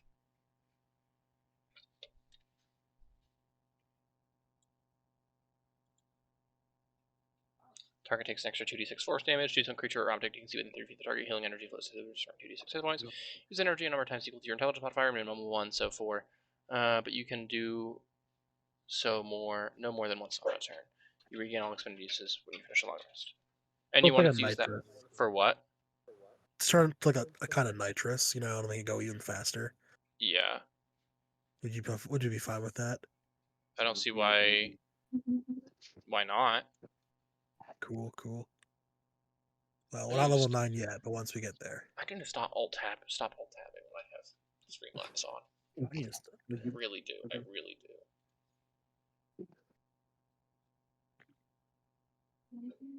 But yeah, I take the whole bag one lap around. Yeah. Anywhere where one lap around is viable and yeah, park for back sure. where I started. Ride smooth. All right. It's as smooth as obviously there's a bit of an adjustment because you're now carrying a weight behind you, and right. You're sure it'll probably be a little bit more of an adjustment once everybody piles in, but yeah. How's the robot gonna come with us? He's gonna walk behind? Yeah, he'll just walk. Okay. I'll try to He'll always manage to show up when we need him. Mm-hmm. So even if I go ahead, we can't just R2D2 him. Oh, yeah, like load him into the top of the slayerage. No, well, no, I meant like have him on like wheels or something. Oh, gotcha. Give him like roller skates. I mean, I could make him roller skates or something. Yeah. That'd be sick. Give him skis. Zach on wheels. No, he just grab on. Yeah, that would work better. Oh, what if we made Zach into like a giant tank? I could do that. Tanks are not very fast. Yeah. You get out of turbo into the back. Now that we have an artificer, there's plenty of things you can do. I can make a lot. The entire world has just been opened with Zach. You're welcome. All right. With that aside, yeah. Ellison, what are you doing? As you wake up. When he wakes up, is Barlow still in bed? Yeah. Okay. Is he awake? Yeah, he's not like in bed. He's not like asleep or like laying down. He's like sitting on the edge of the bed and like pulling his like socks on and like tying his boots. Ellison will probably also dress and like get ready and stuff because he knows these bitches are ready to be gone. He kind of, as he's grabbing his bag of holding, he kind of looks at it and then pulls out a couple of the dragon teeth he got, and he like he says to Barlow, he goes, "Hey, you know, so there is the decent chance that I, you know, don't come back, which I know we're both not trying not to think about currently.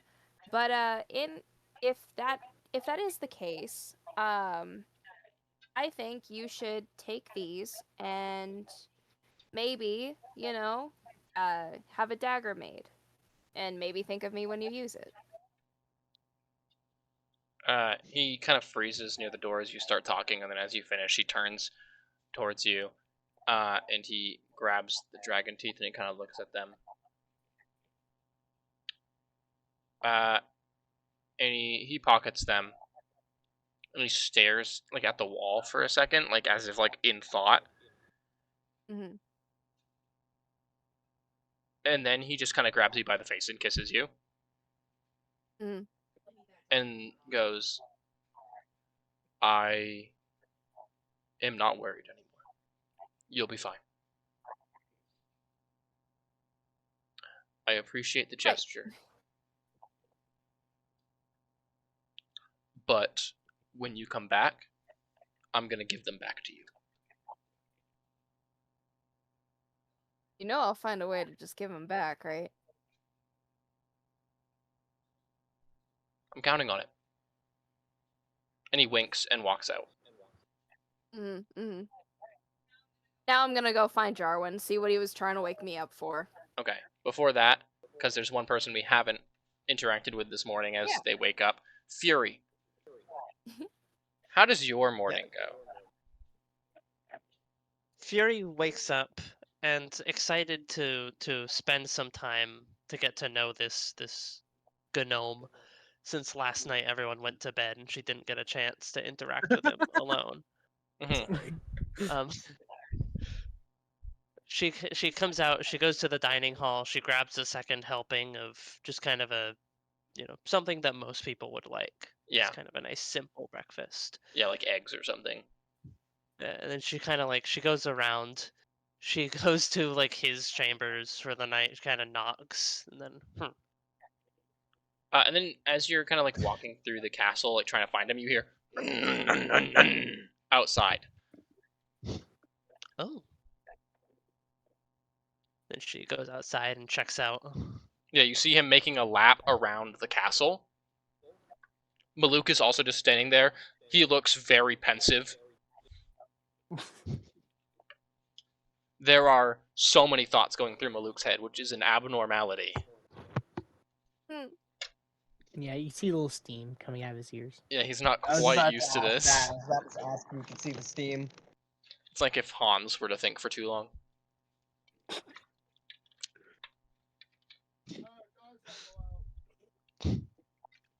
Good morning! Hi, Fury.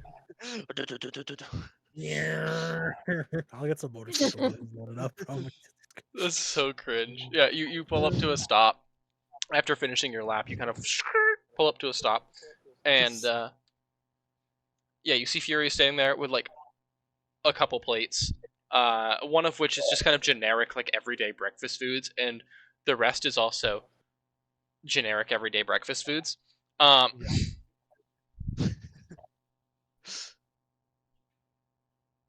You're up so early, I figured you probably wouldn't have had breakfast yet. Oh, no, I had 1 cup of coffee. I'm all good to go. I might get more later before we leave, but yeah. 1 cup of coffee. There's only time. Imagine having only 1 cup of coffee. That's it? That's all you had? Just 1 cup of coffee? Listen, I don't get coffee regularly, but when I do, I am a machine. Yeah, but what about the meats, the eggs, the I had a lot of steak, the bread? I mean, I can eat all this, but like, I'd rather share it. I mean, I'll take some. I didn't eat enough.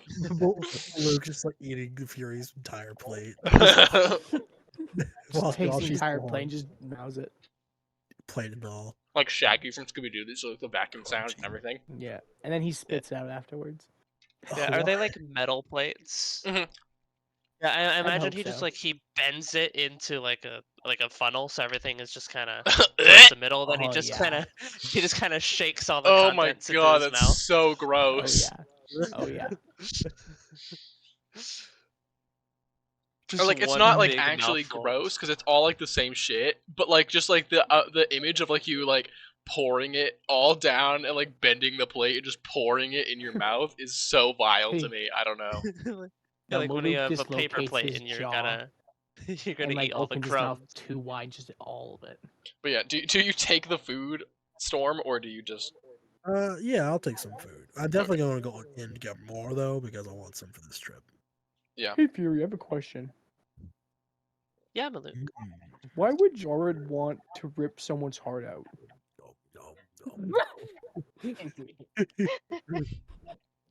Well, I mean, he breaks a lot of hearts, I imagine. So I don't know why he'd like.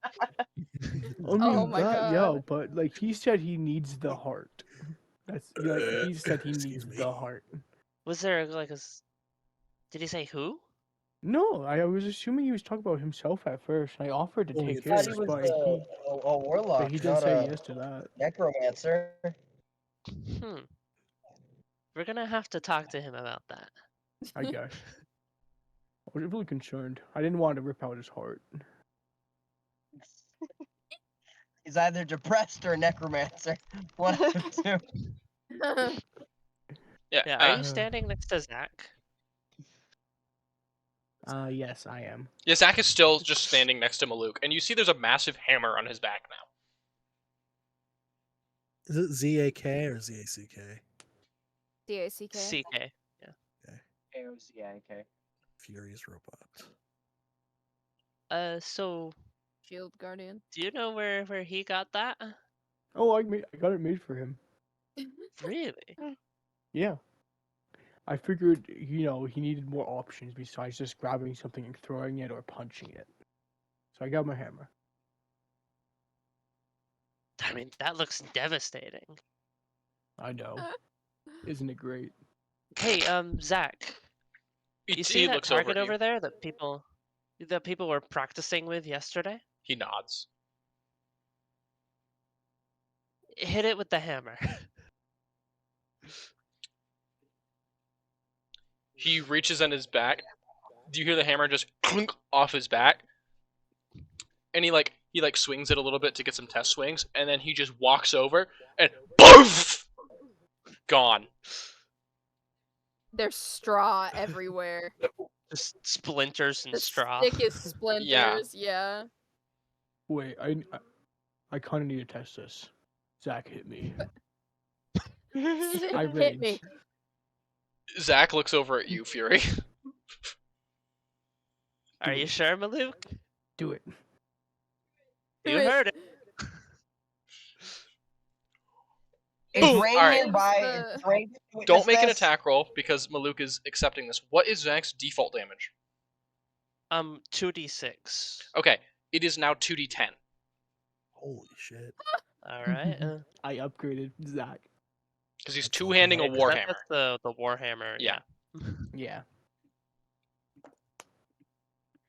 I also want to say 16 time plus... check. It is 9:14. Okay. Yeah, that's 20 damage. Let's go till midnight. Let's go. No, I have to work tomorrow. Maluk, you get hit by this, and it's not like disgustingly hard, but you do get sent flying back a little bit. It moves you, which doesn't happen normally. 4. That was a good I have hit, to ask. Zach.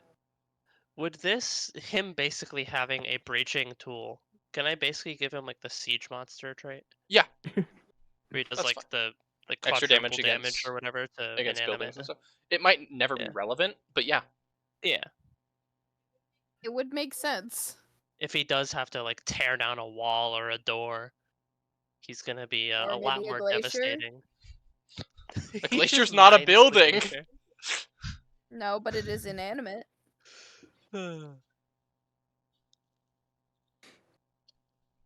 It's a magic glacier anyway, so it wouldn't work. But Damn. Oh, give him a magic hammer. Yeah. Howard, give him a magic hammer. We need M. Where's M? Storm goes, magic hammer. I have an idea.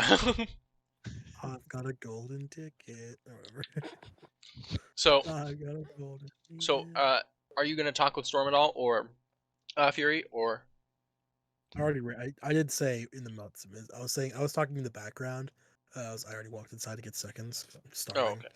But I am going. Fury turns back and it's like, so anyway, Storm. And I'm not there. Oh yeah, he went inside a second ago.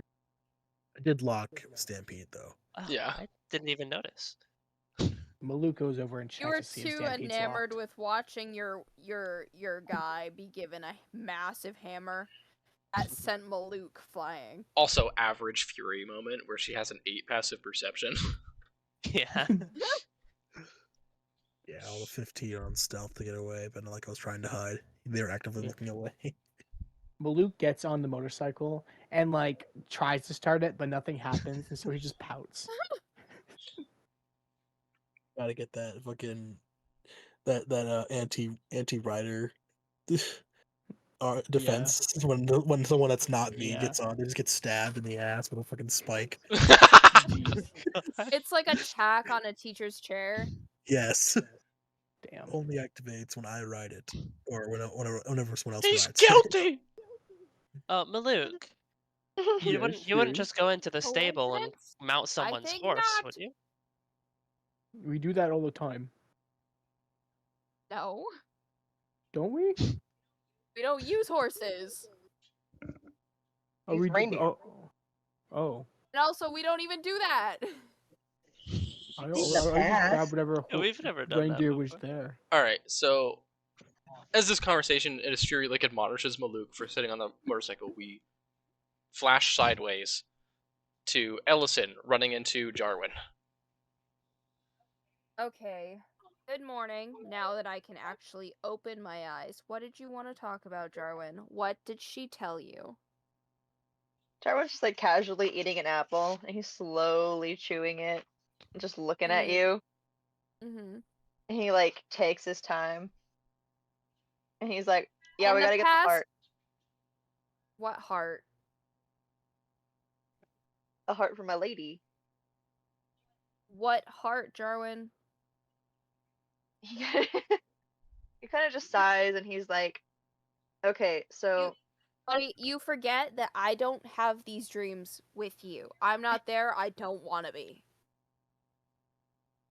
Yeah, just he winks at you. Ellison sticks his tongue out. And he's like, "Okay, so full disclosure, she's having kind of a crusty moment. She got a little bit older." Yeah, that Alright, happens and- to people. No, I mean like 10 years older. Maybe like 30 years older, actually, in the span of like, I don't know, a night. 10, 30. You know, what's the difference? What's You see her different? every It's kinda night, bad. Jarwin? Don't worry about that. Anyway, you so know I what? gotta Don't help tell her me. get this. I have to get the Frostmaiden's heart. I gotta go to this throne room, and I gotta go to island, you know, and I gotta get the heart. Alright. Okay, how about this? Since between the two of us, I have the stickier fingers, I will grab it for you and give it to you. How about that? He's just like, "Don't get it too sticky," and then he just pokes you on the nose. I like smack your hand away. Yeah, I got it. Okay, I'll help you with this. That's fine. Next time, though, can you knock first? Nah, he just giggles and walks away, and just like continues to eat his apple. Alright, well, you can't have the crown anymore. Option's gone. It's mine now. Well, he flips you off. And with that, we're going to end today's session. Oh, Sounds good. Oh.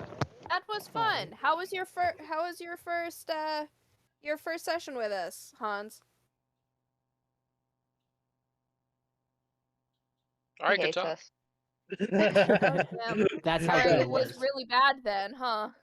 Yeah, I hated it. No, I liked it. Zero. I can't wait to see where this goes. Obviously, more roleplay intensive campaign than I'm this used time, to, yeah. But usually it's a nice split. But roleplay is really nice. Yeah. I do. We're still streaming, by the way. I haven't ended the stream yet. I do largely prefer roleplay online because running combat online can be pretty sloggy. So long, yeah. Not a worry. I'm fine with that. Either way, obviously we will do combat, I'm sure. Oh, sorry. Can I just do one more thing before we call it quits? Sure. I do like I know he probably can't understand me, but I do explain to Boreas that he has to stay here, but he's staying with Barlow. Who he's met before. I explained to Barlow like all of his favorite like snacks and stuff that I've noticed, the dislikes and whatnot, and I basically tell once Barlow's walked away, I tell Boreas like, hey, you keep a good eye on him, okay? Don't let anybody hurt him. Boreas just stares at you. I go, you probably understood that. I pat him on the head, scratch him behind the ears, give him a little kiss on the beak, and then I walk away. And then he follows you. Can Jarwin be like trying to translate in like exaggerated motions behind Ellison? Oh yeah, for sure. He's like doing like an exaggerated biting. Make an animal handling check now, Ellison. Okay. Now that Jarwin's there to help you with advantage. Go ahead and make an animal handling check with advantage. Hey. Alright, so that was a 6 versus an 18. Alright, well you got advantage, so there you go. Yeah. Alright, yeah. You see that he is listening to you, but he's more focused on something behind you. I ignore it. I'm sure Jarwin's doing some bullshit or other. He has like a picture like crudely drawn of Barlow, and he's like making biting motions at the picture. At that, never mind. I wouldn't know. But every once in a while, I do like peek behind me to make sure you're not like making faces at me. Every once in a while, like when he's being helpful. Every once in a while, yeah, I was gonna say it'd be funny if like every once in a while, like Ellison turns around and you're just like, like if you've ever seen Barnyard the movie. Oh my god, I love that movie. I know exactly what you're thinking. But yeah, so yeah, Boreas will stay with Barlow. And that's where we're gonna end it. Goodbye, stream. Bye, stream. Bye, stream. Plural. See